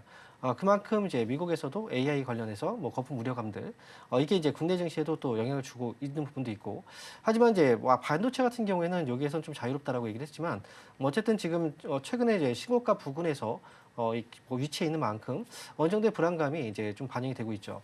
그와 반면에 시장에서 IT, 이 반도체 쪽에서의 수급이 좀 빠지면서 결국은 다른 업종들로 수급이 좀 많이 돌고 있거든요. 대표적으로 봤을 때는 이제 수급이 순환매가 되면서 이제 금융 섹터라든지 또는 이제 뭐 신세계라든지 현대백화점 이런 유통주 이쪽에서도 역시 흐름들이 좀 강하게 움직이고 있는 모습이 나타나고 있고요. 최근에 또 원전이라든지 또는 로봇 뭐 이쪽에서도 역시 대부분 이제 주가의 등락이 나오긴 하지만 여전히 이제 올라갈 때마다 좀 강한 모습들을 또 뽐내고 그런 모습들이 나오고 있습니다. 그리고 또 미국에서 그동안 이제 이제 소비와 관련해서는 사실 이번에 지표가 발표가 나왔는데 좀 안 좋았죠. 하지만 이 경기 순환주 쪽에서 그동안 이 강세 현상들이 어느 정도 나왔었고 국내 역시도 이런 분위기들은 일부 또 주가의 상승으로 이어졌기 때문에 지금의 경우에는 이제 쏠려 있던 자금들이 IT에 대한 불안감, 그 고점에 대한 불안감들이 이제 매도 쪽으로 출회되고 그 매도 물량들이 다른 업종으로 순환매가 도는 그런 장세들이 나오고 있으니까요. 여기에 있어서는 이제 앞으로 또 올라갈 수 있는 뭐 힘을 갖고 있는 종목들의 경우에는 이번 시장에서는 좀 빠질 때 역시 자리 잡아두고 또 올라갈 때 팔고 이런 식의 전략들을 해보시는 것도 저는 좋지 않을까 이렇게 보고 있습니다. 네, 지금 현재 양시장은 동시효과 구간에서 코스피는 하락 출발 예상이 되고 있고요. 코스닥은 0.6% 상승 출발할 것으로 예상이 되고 있는 상황입니다. 어제와는 조금 다른 색채의 시장들이 나타날 것으로 예상이 되고 있는데 우선 반도체 투탑 이야기로 넘어가 보자면 어제는 일단 TSMC의 1월 매출이 전년 대비해서 37% 성장한 것으로 나타났습니다. AI 수요는 견조함이 확인이 됐는데 지금 사실 미국 쪽에서는 TSMC가 미국 투자를 하는 것을 조건으로 해서 빅테크 기업들의 관세를 면제해주겠다고 했거든요. 그럼 이게 현실화가 된다면 삼성전자 입장에서는 불리하지 않을까요? 아무래도 뭐 삼성전자나 하이닉스 뭐 이 기업들의 경우에는 삼성전자가 특히나 이제 그럴 수 있겠죠. TSMC 쪽하고는 약간의 또 경쟁 구도에 있고 그리고 지금 만약에 이제 지금 같은 경우에도 우리가 이 관세 협상을 할 때 이제 대만에 대한 뭐 미국과의 관세 협상과 한국에 대한 관세 협상 사실 뭐 큰 차이는 없었어요. 그리고 국내 같은 경우에도 반도체 쪽에 대해서는 분명히 이제 최애국 대우를 해주겠다라고 했는데 구체적으로 이제 세부적인 어떤 이제 협상 결과가 나오지 않고 있다 보니까 그래서 이 관세에 대한 부분들을 계속 계속해서 이제 미국에서 한국의 그 기업들을 좀 흔들고 있는 그런 모습들이 나오고 있습니다. 하지만 그렇다고 해서 이제 이게 뭐 현실화되고 그리고 이제 우리 기업들이 피해를 크게 본다. 이렇게까지 연결되기는 좀 어렵다라고 생각이 들어요. 만약에 그런 우려가 있다면 정부에서 나서서 또한 협상이 진행이 될 거고 뭐 삼성전자 측에서 역시도 이제 미국에 또 투자를 하게 된다면 투자 약속을 받고 또 관세에 대한 부분들은 또 같이 똑같은 대우를 해줄 수 있기 때문에 만약에 이 부분을 좀 이제 확대해서 해석을 해서 주가가 크게 떨어질 거라고 본다면 이미 어제부터 해서 주가의 흔들림이 좀 있었을 것 같고 오늘 같은 경우에도 이제 아마도 뭐 최소한 3% 이상의 또 급락이 나올 수 있거든요. 그런데 지금의 경우에는 이제 그런 분위기가 아니라 결국은 이번에도 역시 결국은 트럼프 대통령의 그런 뭐 미국에서의 그런 이 반응은 한국 쪽하고의 빠른 협상 그리고 투자를 더 막기 위한 그런 과정이다라고 이제 판단하고 있기 때문에 뭐 그래서 큰 우려스러운 상황들은 연출되지 않을 거라고 생각이 듭니다. 그래서 그 부분은 크게 걱정하지 말고 그 이후에 어떤 이제 후속 협상에 대한 부분들 뉴스를 잘 점검하시면 좋을 것 같습니다. 네, 우선 현재 상황 살펴보시면요. 삼성전자와 SK하이닉스 모두 하락으로 출발할 것으로 예상이 되고 있으니까요. 장 출발하고 나서의 움직임 살펴보도록 하겠습니다.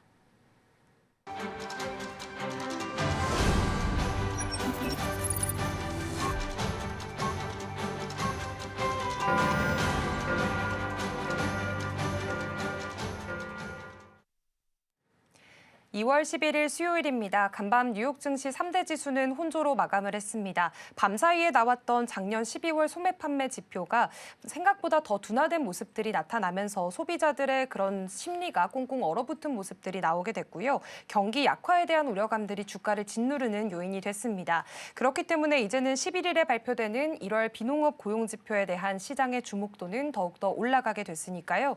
이 부분들에 대한 내용들은 계속해서 살펴보실 필요가 있어 보입니다.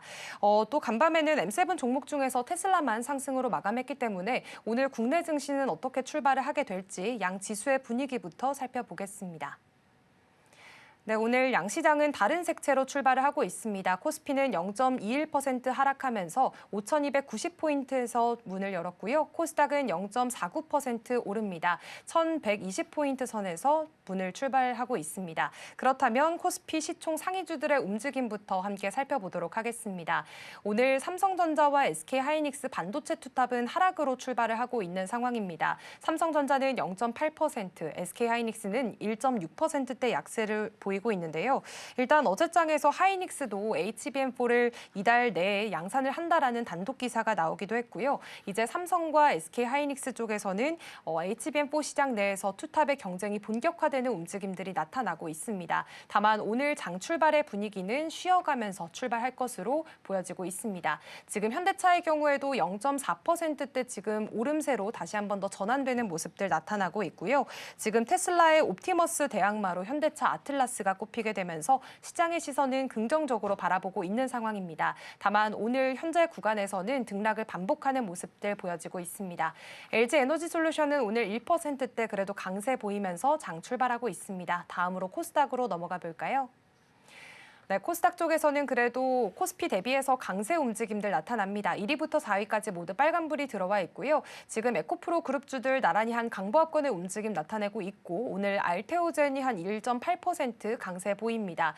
레인보우 로보틱스는 0.7% 다시 하락 전환한 모습들 나타나고 삼천당제약 같은 경우에는 어제 실적이 나오게 됐고요. 작년 영업이익이 흑자 전환된 모습들이 확인이 됐지만 오늘 장 안에서 1.17% 하락하면서 출발하고 있습니다. 다음으로는 현재 구간에서의 수급 상황 체크해 보겠습니다. 먼저 코스피 쪽인데요. 오늘 장 초반에는 외국인들의 매도세가 조금은 짙게 나타나고 있고요. 개인과 기관들 물량 담아가고 있습니다. 다음으로 코스닥 살펴보겠습니다. 코스닥 쪽에서도 이제 마찬가지로 외국인들의 매도세 확인이 되고 기관도 소폭이지만 물량을 좀 덜어내는 모습들이 연출이 됩니다. 개인만 지금 현재 구간에서 사자세 나타나고 있는데요. 일단 코스피 다시 한 번 더 상승으로 돌려 세우는 모습들이 나타나고 있습니다. 코스피 코스닥 양시장 강보합권의 움직임 나타나고 있는데 오늘 시장에서는 지금 외국인이 코스피 쪽에서도 함께 좀 발을 빼는 듯한 모습 나타나면서 오늘 시장의 분위기는 어떻게 해석을 해보면 좋을까요? 네, 오늘 뭐 시장에서 사실 출발은 좀 하락으로 출발하지 않을까 예상했었는데 네. 지금 의외로 이 반등이 좀 나오고 있습니다. 삼성전자하고 하이닉스 주가도 하락 출발 이후에 이 낙폭을 줄여가고 있는 그런 과정이고요. 그리고 이제 수급적인 부분에서 본다면 이제 초기에 외국인들이 2천억 정도의 매도가 지금 나왔거든요. 이 매도가 집중되고 있는 건 역시 전기전자 업종. 최근에 보면 외국인들의 매도가 전기전자 업종하고 그리고 운송정비 쪽에서 매도가 좀 많이 나오고 있어요. 그렇다는 건 이제 외국인들이 약간의 뭐 많이 올라간 종목들에 대한 부담감을 계속 느끼고 있다라는 거고요. 그래서 지금 IT 쪽에서의 매도가 나오고 있지만, 하지만 이런 외국인들의 수급을 기관 쪽에서 잘 받아주고 있습니다. 지금 같은 경우에는 오늘 이제 장 초반에 외국인들이 매도하는 반면에 기관 쪽에서는 외국인들이 매도하고 있는 종목들을 또 매수하고 있는 그런 상황이고요. 그렇기 때문에 이 낙폭이 있지만 이 낙폭을 줄이면서 또 반등을 해줄 수 있는 그런 모습들이 나타나고 있습니다. 그리고 이제 선물 쪽에서의 움직임을 보면은 외국인들의 선물은 현재 매수로 지금 대응을 하고 있거든요. 시장을 일단 바라볼 때 종목들에 대한 부분들과 그다음에 또 시장 지수 자체에 대한 어떤 흐름들, 이게 중요한데 약간의 구분지어서 보긴 해야 됩니다. 그런데 외국인들이 오늘 지금 현물 시장에서는 매도를 하고 있지만 선물 쪽에서의 매수가 나오고 있고 옵션 쪽에서의 포지션도 지금은 미약하게나마 상방 쪽으로 잡아놓고 있단 말이죠.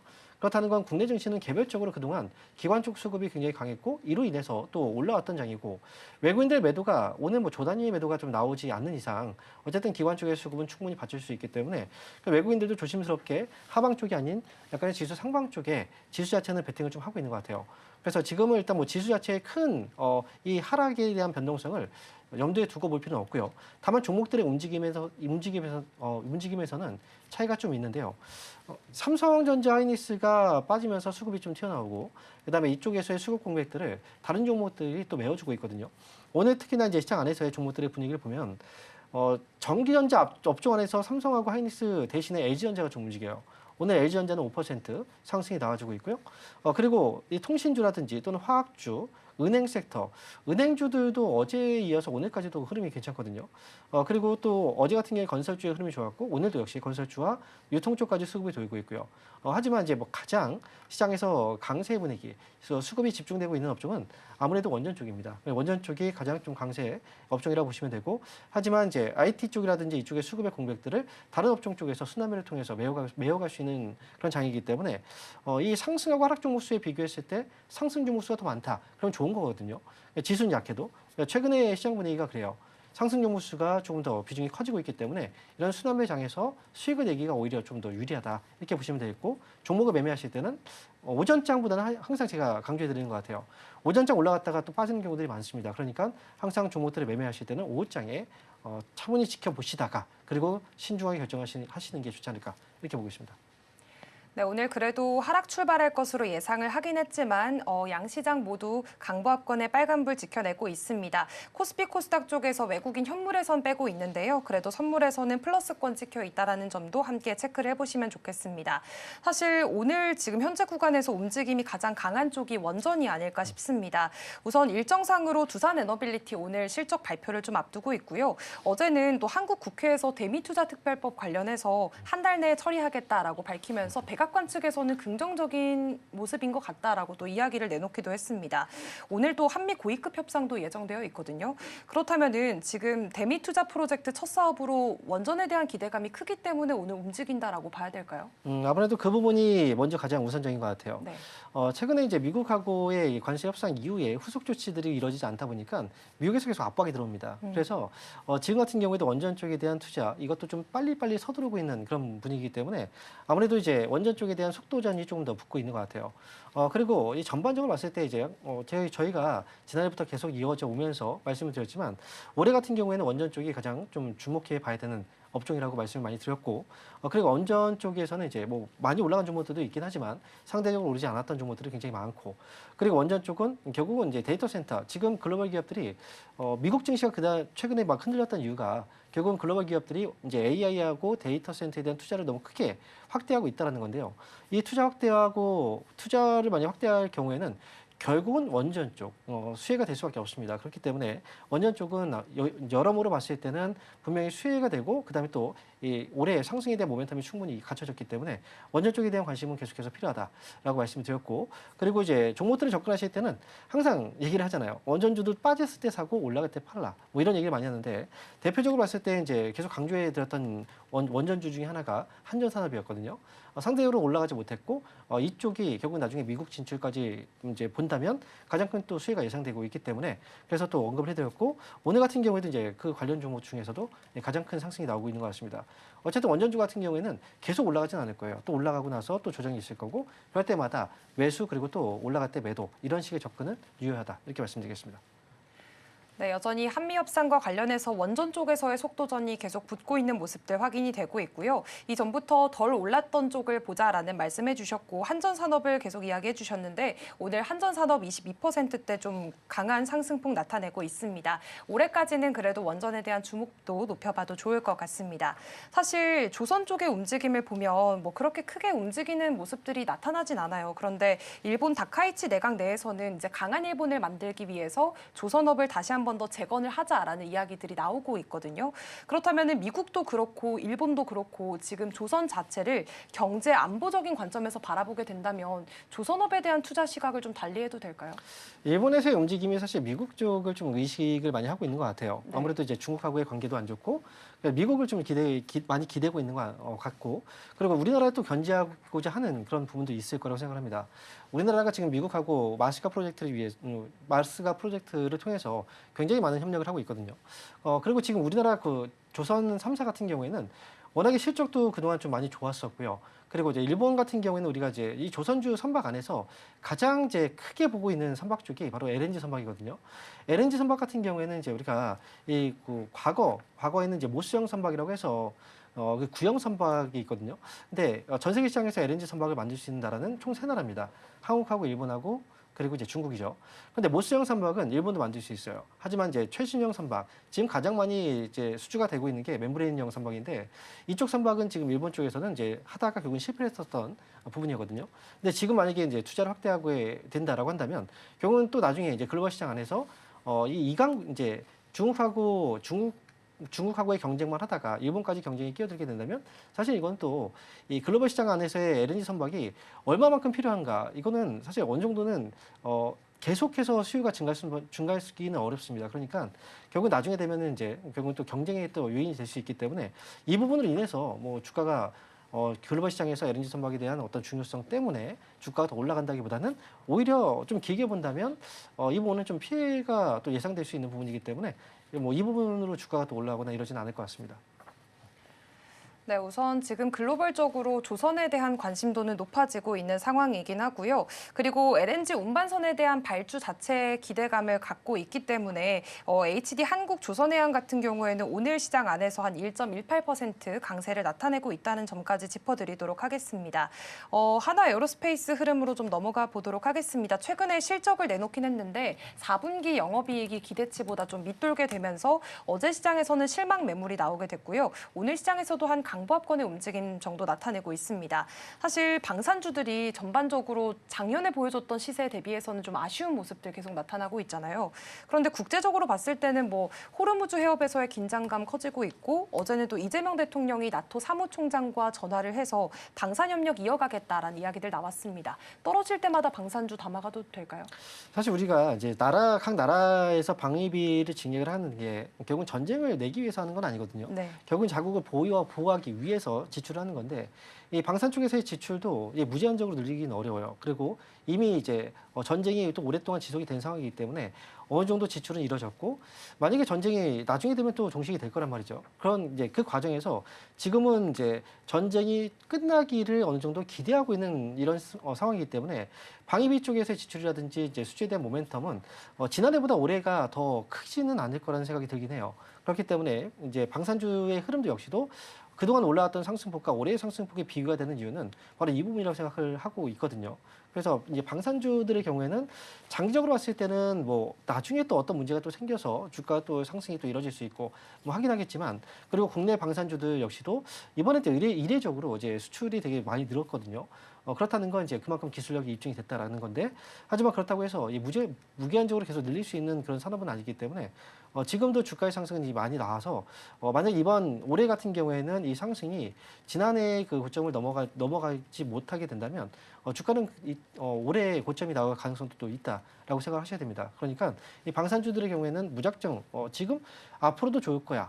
지금 뉴스들 보니까 계속 좋을 거야. 라고 생각하고 이 분위기에 휩쓸려서 그냥 매수하고 중장기로 가게 된다면 오히려 이제 수익보다는 손실이 날 가능성도 있습니다. 그러니까 방산주들의 역시도 뉴스가 왔을 때 올라가면 이제 팔고 이런 식으로 수익을 좀 챙겨가는 전략들이 지금은 필요하다 이렇게 말씀드리겠습니다.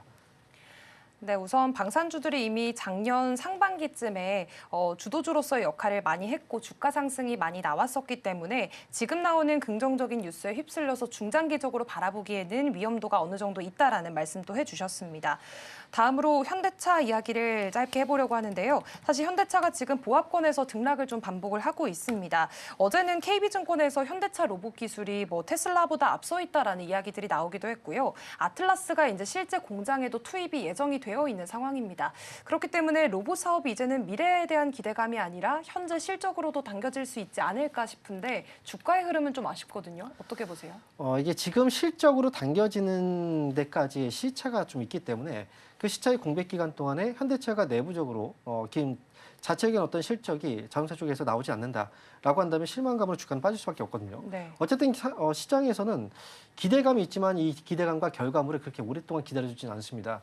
그리고 지금 현대차 쪽하고 그다음에 테슬라 쪽을 비교해서 지금 아틀라스하고 옵티머스를 비교해서 이제 얘기를 하셨다고 하는데 내용들에 있어서 현대차 기술이 앞섰다. 물론 지금 평가를 많이 좋게 받고 있기 때문에 그런 얘기들이 나오고 있는 것 같습니다.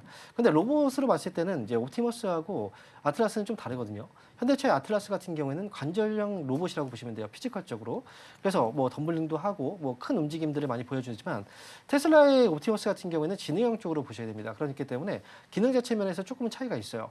이걸 단순 비교하기보다는 그래서 현대차의 경우에는 로봇 쪽으로 많이 움직이긴 했지만 이게 지금 실적으로 이제 반영되기까지는 시차적인 부분이 있고 그 공백을 어쨌든 현대차의 실적으로 메워줘야 되는데 만약 이게 안 된다면 주가는 또 하락할 수 있으니까 이 부분까지 연두해서 투자를 하시는 게 좋을 것 같습니다. 네, 지금 현재 구간에서 현대차 0.2% 하락 전환한 모습도 확인이 되고 있고요. 코스피, 코스닥 양시장 모두 다 하락 전환한 모습들 나타나고 있습니다. 코스피 0.7%, 코스닥은 0.3%가량 떨어지고 있는데 오후장까지의 과연 흐름들이 다시 반전이 될 수 있을지 이 부분들 체크해 보시기 바랍니다. 오늘 스탁포인트는 여기서 마무리하도록 하겠습니다. SCTV 황민혁 전문가와 함께했습니다. 고맙습니다. 감사합니다.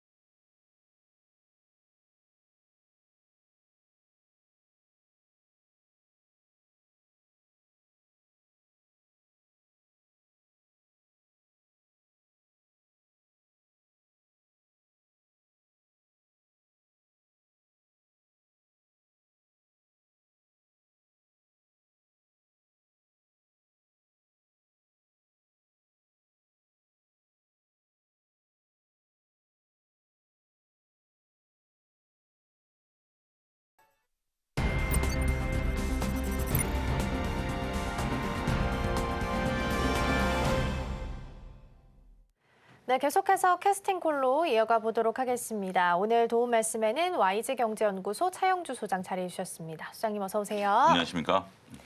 네, 오늘 우리 시장 분위기 먼저 보겠습니다. 약보합 정도 지나가고 있고요. 코스피에서는 외국인 투자자가 코스닥에서도 마찬가지로 좀 빼고 있는 분위기까지 함께 확인이 됩니다. 반대로 지금 선물 쪽에서는 좀 들어와 주고 있는 모습들도 확인이 좀 되고 있는데 잠깐 좀 숨고르기에 들어간 구간인 것 같습니다. 오늘 개장 분위기 어떻게 보고 계실까요?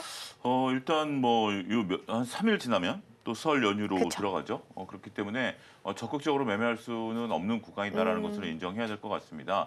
일단 시장의 변동성이 시작이 됐고요. 뒤에 가서 얘기할 수 있을지 모르겠습니다만 삼성전자와 하이닉스가 기간 조정에 일단 들어갔어요. 그렇기 때문에 삼성전자 하이닉스가 아직까지 방향성을 뚜렷하게 확실히 정하지 못한 그런 상황이기 때문에 지금은 적극적으로 매매하기는 어려울 것이다라고 보여주고 있죠.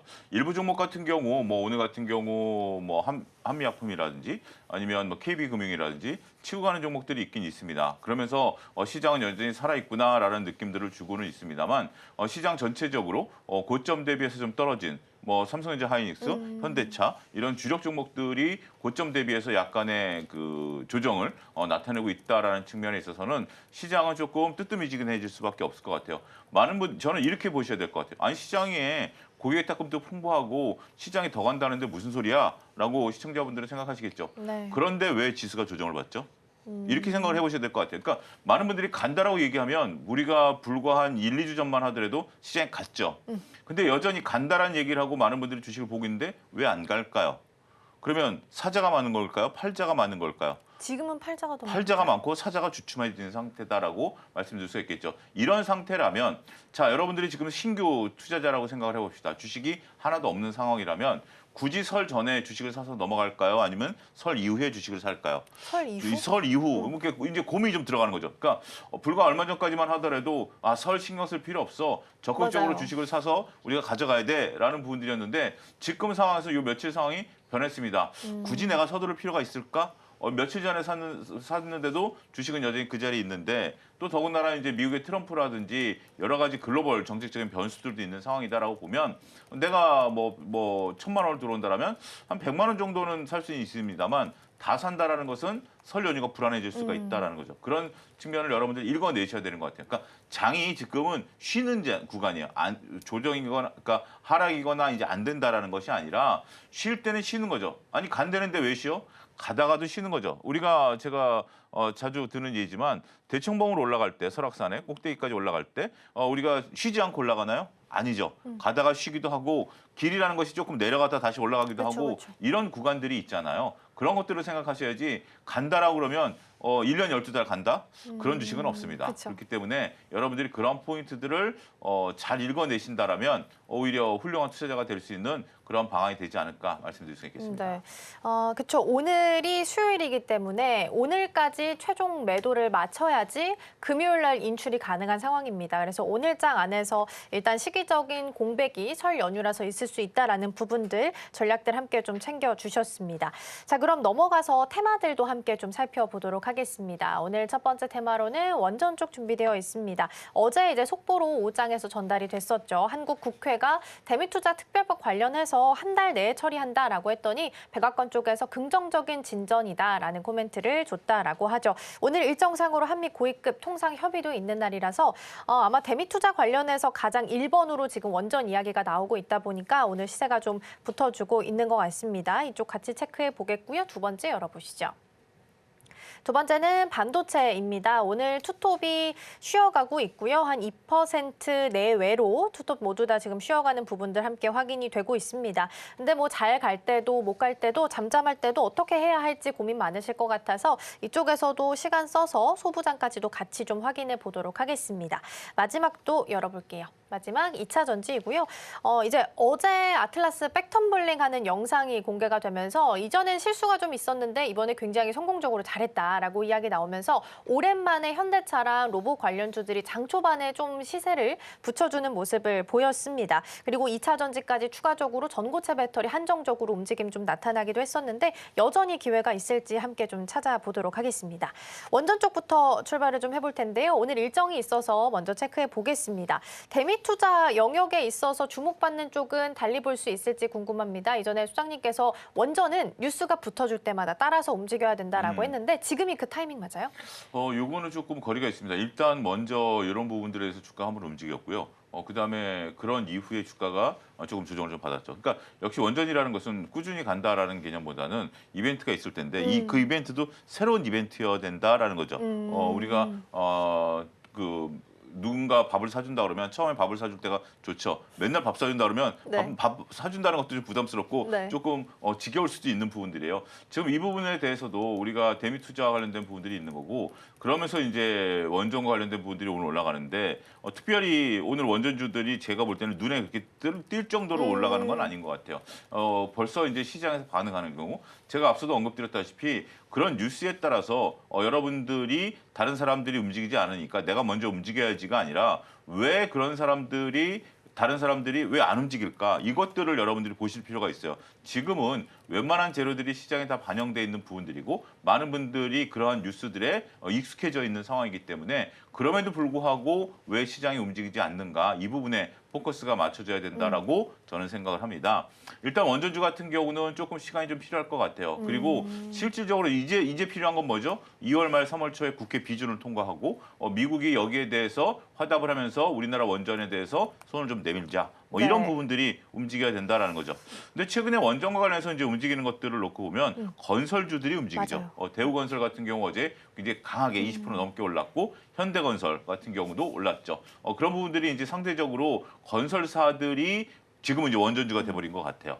그리고 어제 이제 나온 리포트를 보면 대우건설 같은 경우는 우리가 체코 원전 수주 올 상반기에 추진하겠다. 미국 얘기가 아닙니다. 그다음 베트남 원전도 뛰어들겠다 하반기에 뭐 이런 얘기들이 좀 나오는 것 같아요. 그래서 명확히 원전과 관련해서 미국과 관련해서 연관성이 있느냐, 다른 나라와 연관성이 있느냐 이런 부분들을 좀 봐야 되겠고 현대건설은 미국과 좀 연관성이 있습니다. 어떤 부분들이냐면 현대건설 같은 경우는 미국이 올해 미국 내에서 한 12억에 그다음에 유럽 내에서 한 12억에 이거를 이제 웨스팅하우스가 하는데 웨스팅하우스 인력이 한 5천 명 정도 된답니다. 그들이 이것을 다 설계를 못하니까 우리나라 쪽에 설계를 좀 맡길 가능성이 있다. 현대건설만 한 2천여 명의 설계 인력이 있기 때문에 그래서 현대건설이 조금 움직였던 부분들이 있거든요. 그렇기 때문에 현대건설은 미국 원전과 연관성이 있고요. 대우건설 같은 경우 원전에 대한 레퍼런스를 통해서 체코와 베트남 원전의 연관성이 있다라는 측면으로 구분하실 필요가 있다라고 말씀드릴 수가 있겠고 그러한 측면에서 건설주들에 대한 시각들을 좀 보자. 그리고 어제 이제 대우건설은 또 빅베스가 있었죠. 그쵸. 예, 그런 부분들에 대한 이벤트까지 섞이면서 같이 조금 그러니까 우리가 표면상으로는 같은 모습이지만 각각 다른 속내는 다르다 이렇게 좀 표현을 드릴 수가 있겠습니다. 그러면 속내가 다르다라는 측면에서 대우건설은 좀 다르게 볼 수 있을지 궁금해요. 현대건설이 먼저 사실 주목을 받았었는데 그렇죠. 2차적으로 대우건설은 빅베스 했다라는 이야기가 나오면서 네. 어제 좀 주목도가 높았잖아요. 그러면 건설 쪽은 좀 다르게 볼 수 있는 거예요? 우리가 이제 올해 전체로 빅베스를 하고 나면 빅베스라는 것이 이제 대규모 청소를 한 겁니다. 근데 우리가 평상시에 어지러져 있던 것을 청소할 때는 누군가 손님이 오거나 네. 좋은 일이 있을 때 청소를 하지 뜬금없이 오늘 청소하겠다 뭐 이런 경우는 별로 없죠. 네. 이건 뭐 우리가 다 살아가는 그런 거죠. 그러니까 결국 대우건설 같은 경우는 올해 1분기에 이익이 날 거예요. 그리고 아니면 올해 이익이 나든지 크게 날 겁니다. 그런 부분들을 반영한 건데 그건 언제죠? 4월 달. 그렇죠. 그다음에 이제 우리가 7월 달 뭐 이렇게 확인할 수 있는 거죠. 그렇기 때문에 지금은 저는 추격 매수하실 필요는 없다라고 보여져. 대우건설 같은 경우 보유하고 계신 분들 입장에서는 이 이익을 충분히 향유할 필요가 있긴 하겠습니다만 빅베스를 바라보고 그다음에 체코 원전은 올 상반기, 베트남 원전은 올 하반기이기 때문에 이것도 시간이 좀 있죠. 그래서 조정을 좀 받는다라면 좀 노리시는 것도 좀 될 것 같아요. 그리고 SMR과 관련해서는 삼성물산이 또 리포트가 네. 나왔습니다. 그런 것들을 보면 우리가 대우건설은 우리가 그 미국을 제외한 그다음에 현대건설은 미국, 그다음에 삼성물산은 SMR과 관련된 그런 부분들. 이렇게 원전주들에 대한 건설사들은 조금 구분해서 보자.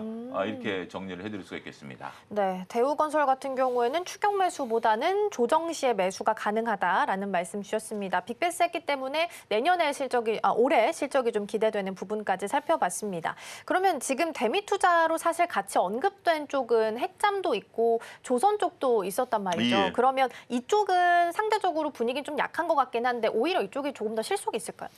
근데 많은 분들이 현명해지신 거예요. 지금 필리조선소를 다녀오신 애널리스트 분들 얘기 들어보면 네. 이렇게까지 엉망인 줄 몰랐다라고 오. 엄경화 애널 같은 경우 우리 신영증권의 이제 네. 대표적인 분인데 그분하고도 저도 이제 방송을 하고 개인적으로 이제 사담을 좀 나눠봤는데 필리조선소가 뭔가를 만들 수 있는 여건이 안 된답니다. 그러니까 이제 트럼프 대통령도 우리 하나오션이 거기에 50억 달러를 투자를 해서 현대화 과정을 먼저 겪어야 된다라는 것들이죠.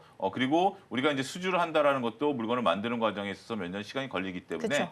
그거는 올 하반기 정도에 저는 투자가 그러니까 우리 주식 투자로서 네. 조금의 매력도가 있을 것 같아요. 지금은 우리가 막대하게 투자를 해야 되고 이 투자를 한다라는 것은 현금 흐름에 있어서 조금 데미지를 입을 수밖에 없는 거고 현대화 과정을 겪고 하고 그다음에 미국 내에서도 예산을 따야 되는 거 아니겠습니까? 네. 뭐 준다라고 하지만 실질적으로 그들도 여러 가지 이제 계획을 세우고 그렇죠. 그다음에 우리한테 발주를 주고 그런 과정이 있기 때문에 그 코멘트는 잊어버리시면 안 돼요. 굉장히 중요한 말씀인데 그렇다고 해서 서두르지 말자라고 정리해드리도록 하겠습니다. 네, 일단 지금은 투자 기간이기 때문에 오히려 수익이 날 수 있는 조금 시간을 가지고 하반기쯤을 좀 보면서 가야 된다라는 말씀 주셨습니다. 반도체로 넘어가서 이쪽도 전략 챙겨보겠습니다. 올라도 내려도 지금처럼 좀 잠잠하고 해도 궁금합니다. 당일 변동성이 좀 크긴 한데 사실상 중간값으로 보면은 크게 변동 없이 계속 흘러가고 있는 것 같거든요. 그렇게 보면 투톱은 일단은 당분간은 박스권을 좀 염두하면서 가야 될지도 궁금해요. 그렇습니다. 최근에 더군다나 이제 삼성전자 같은 경우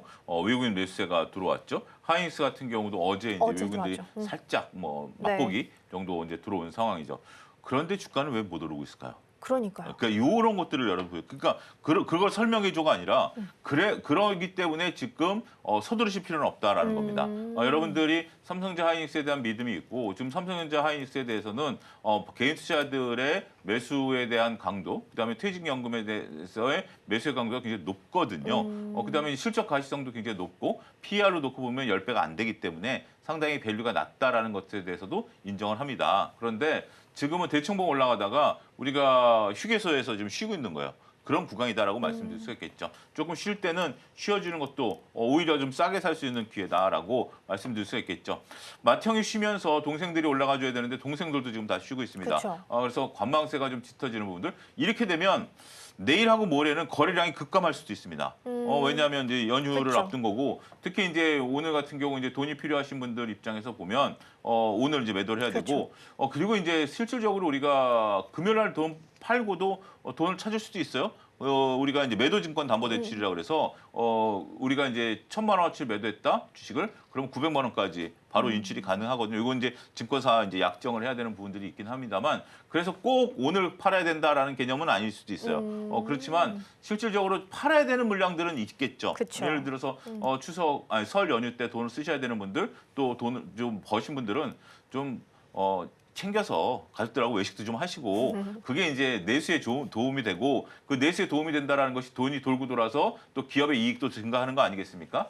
그런 부분들인데 그렇지 않고 입장을 바꿔놓고 생각하면 네. 앞서 언급드렸다시피 신규 매수는 조금 자제스러울 수 있다라는 측면으로 보셔야 될 것 같아요. 그게 지금 삼성전자 하이닉스 모습인 것 같아요. 삼성전자 하이닉스를 갖고 계신 분들 중에 있어서 보면 네. 뭐 특정 펀드에서 만약 매물이 나온다라든지 아니면 삼성전자 하이닉스 이제 내가 돈이 필요해서 파는 분들이 있는데 사자가 지금 엄청나게 지금 또 따라 밑에 들어오고 있거든요. 그래서 지금 정중동 상태인 것 같아요. 그와 반대인 것이 현대차인 거죠. 현대차 같은 경우는 많은 분들이 거론함에도 불구하고 주가를 못 끌어올리잖아요. 맞아요. 못 끌어올리고 있기 때문에 상당히 좀 답답한 흐름들을 보이고 계실 텐데 그게 지금 현대차의 모습인 것 같아요. 그러니까 지금은 왜 얘네들이 못 올라가냐, 왜 떨어지냐라는 게 아니라 지금 많은 분들이 긍정적으로 보고 있는데 못 올라간다는 그 현상 속에서 내가 매매 포지션을 어떻게 취해야 될 것인가 이 부분을 우리가 읽어내는 것이 좋을 것 같고 지금은 저는 뭐 아직까지 장이 좋으니까 약간의 농담을 좀 한마디 하면 제 얼굴을 좀 비춰주시면 요즘 주식시장이 좀 떠받치고 있는 게 뭐죠? 백조입니다. 백조. 백조? 고객 닦은 백조. 고객 닦은 백조입니다. 네. 고객 닦은 백조가 네. 이렇게 날개짓을 하면서 지금 장을 떠받치고 있어요. 네네. 고객 닦은 백조. 백조가 이제 장을 떠받치고 있죠. 근데 백조는 이렇게 고고하게 날개짓, 저처럼 이렇게 방정맞게 날개짓을 네. 하지 않죠. 그래서 발은 방정맞게 그쵸, 하죠. 그쵸. 그러면서 여러 가지 매매들을 하면서 일정 대우건설 같은 경우도 사고 오늘 같은 경우 한미약품도 사고 하면서 이제 주가를 떠받치고 있는 부분들이 있기 때문에 그래서 주가는 쉽게 밀리지는 않을 거예요. 하지만 결론적으로 말씀드리면 좀 서두르지 말자 네. 이렇게 말씀드리겠습니다. 지수가 밀리는 건 아니겠지만 일단은 쉬는 구간이다. 잠시 좀 시간 갖고 천천히 보자라는 말씀을 주셨습니다. 그러니까 수급도 딱 그거랑 맞는 것 같기는 합니다. 개인 투자자가 막 끌어올릴 땐 주가 막 가다가 마침 이제 또 쉬어가는 구간이 되니까 또 외국인과 기관들이 들어와주는 모습들이 확인이 되고 있기 때문에 잠깐 정차해서 가는 움직임으로 우리가 이해를 좀 해봐야 된다. 시간을 좀 더 갖고 천천히 가자라는 말씀 주셨습니다. 그러면 어제 좀 움직였던 쪽 잠깐 좀 보고 갈게요. 이게 연속성이 있다고 봐야 될지 좀 모르겠어요. 왜냐하면 장 초반 대비해서 좀 하락하고 있어서 MPO 쪽 볼까 하는데요. 어제 이제 퓨리오사 AI로 묶이면서 창투사 관련해서 상한가 종목 4종목이나 나오기도 했습니다. 사실 이슈의 신선도 측면에서 본다면 지금까지 나왔던 HBM HBM4보다는 MPU에 대한 부분들이 조금 더 프레시할 수는 있을 것 같거든요. 이쪽에 대한 시선은 어떻게 좀 가져가 볼까요? 우리가 이제 MPU 같은 경우는 이제 앞으로 이제 다가올 반도체죠. 앞으로 다가올 반도체고 이게 이제 그만큼 HBM이 쉬어주니까 MPU가 이제 움직이고 우리가 HBM만 보고 있지만 HBM-F도 지금 현재 또 거론되고 있고 HBF. 네. 그다음에 여러 가지 이제 새로운 어떤 반도체에 대한 부분들 이런 것들이 AI 테마가 좀 돈다라고 말씀드릴 수 네. 있겠죠. 시장이 정중동 상태이니까 이런 부분들인데 저는 그렇지만 이게 대세가 된다라는 것은 현실적으로 조금 쉽지 않다라는 거죠. 아직까지도 HBM에 대한 개발 가능성이 좀 높은 상태고 그런 것들에 대한 적용에 대한 것들도 많이 필요한 상태인데 네. MPU까지 이런 것들이 좀 나가는 건 우리가 이제 2차전지만 해도 그렇죠. 전고체에 대한 얘기 2013년서부터 어마무시하게 했지만 아직 전고체가 대세는 아니죠. 그쵸. 전고체를 지금 나오는 것도 있고 탑재된 것도 있어요. 그렇지만 대세는 아니다라는 거죠. 원래 주식 같은 경우 이제 대세가 크게 올라가는 거고 대세가 아닌 것은 이렇게 가볍게 또 장중에 이렇게 또 움직이면서 시세를 내리는 부분들이 있기 때문에 네. 그런 구분을 좀 해서 보자라고 말씀드릴 수가 있겠습니다. MPU는 일단 뉴스가 나와서 신선할 수는 있으나 대세가 되기까지는 약간 좀 어려울 수 있겠다라는 말씀 주셨습니다. 자, 그럼 2차 전지 쪽으로도 넘어가 보겠습니다. 지난주였나요? 시장님께서 그래도 흑전 이야기 솔솔 나오고 있습니다라는 부분을 언급을 해주셨는데 에코프로는 흑전 이야기가 있었습니다. 근데 그럼에도 불구하고 수급이 잘 안 붙고 있는 거에 대해서는 우리가 어떻게 해석을 해야 될지 좀 궁금해요. 그러니까 2차 전지에 대해서 이제 우리가 소재단에 있어서는 변동성이 좀 더 커져. 많은 분들이 이제 대체재가 있다 보니까 반도체가 첫 번째 대체재고요.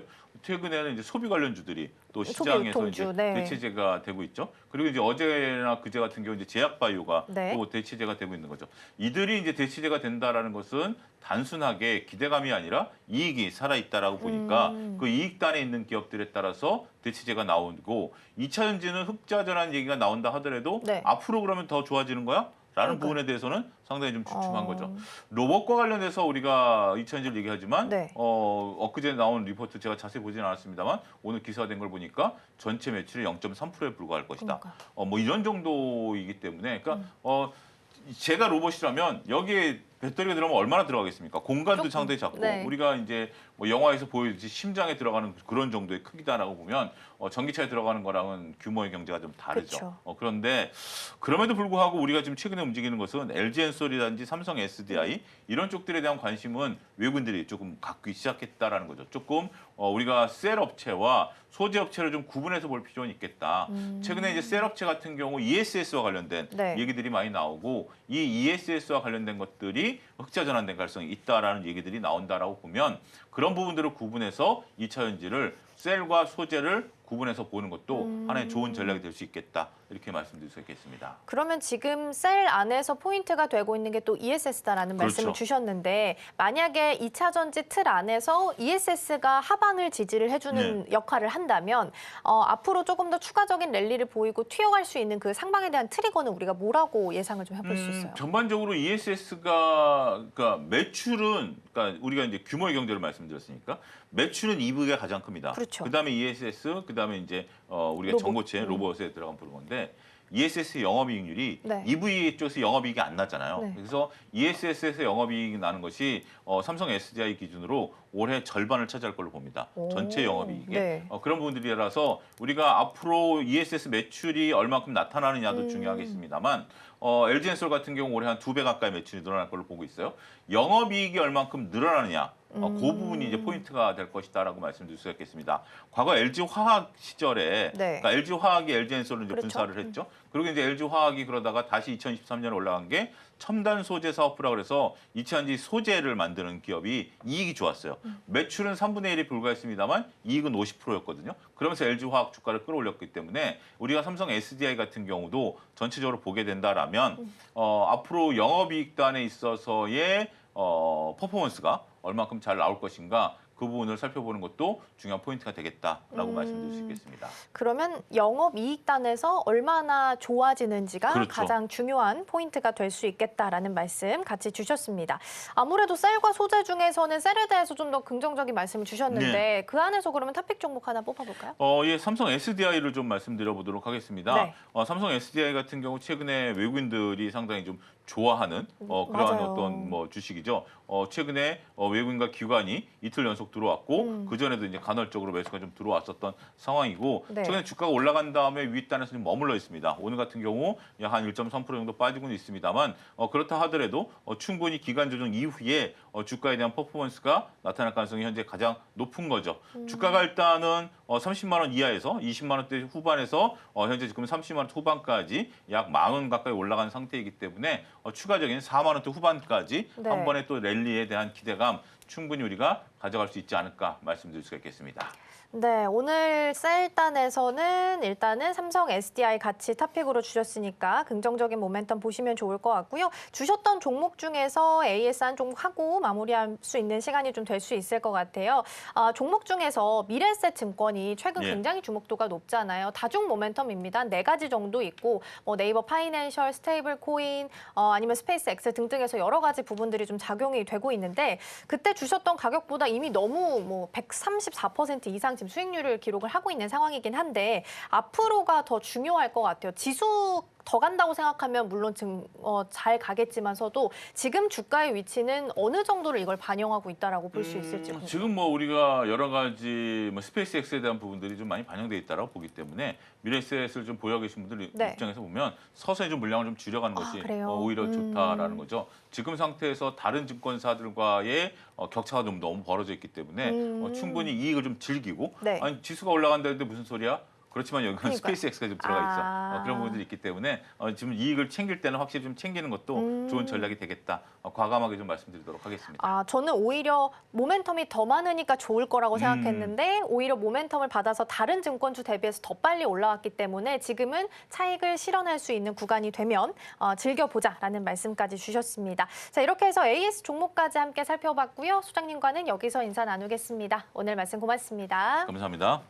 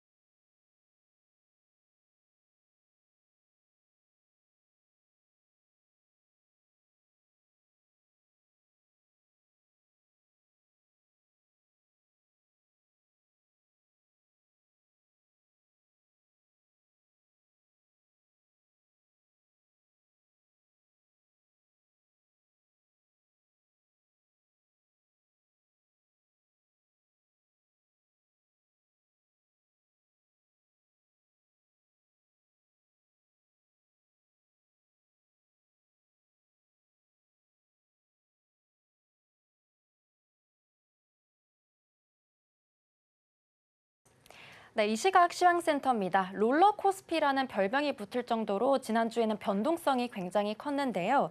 설 연휴를 앞두고 예탁금이 98조 원대를 기록하면서 하루 만에 10조 원이 증발했습니다. 이러면서 오늘 개인 수급 강도에 또 어떤 영향을 미치게 될지 주목이 되는데요. 간밤에 뉴욕 증시 같은 경우에는 부진한 소매 판매 지표가 경기 둔화를 시사하면서 투자 심리가 위축되는 모습이 나오기도 했습니다.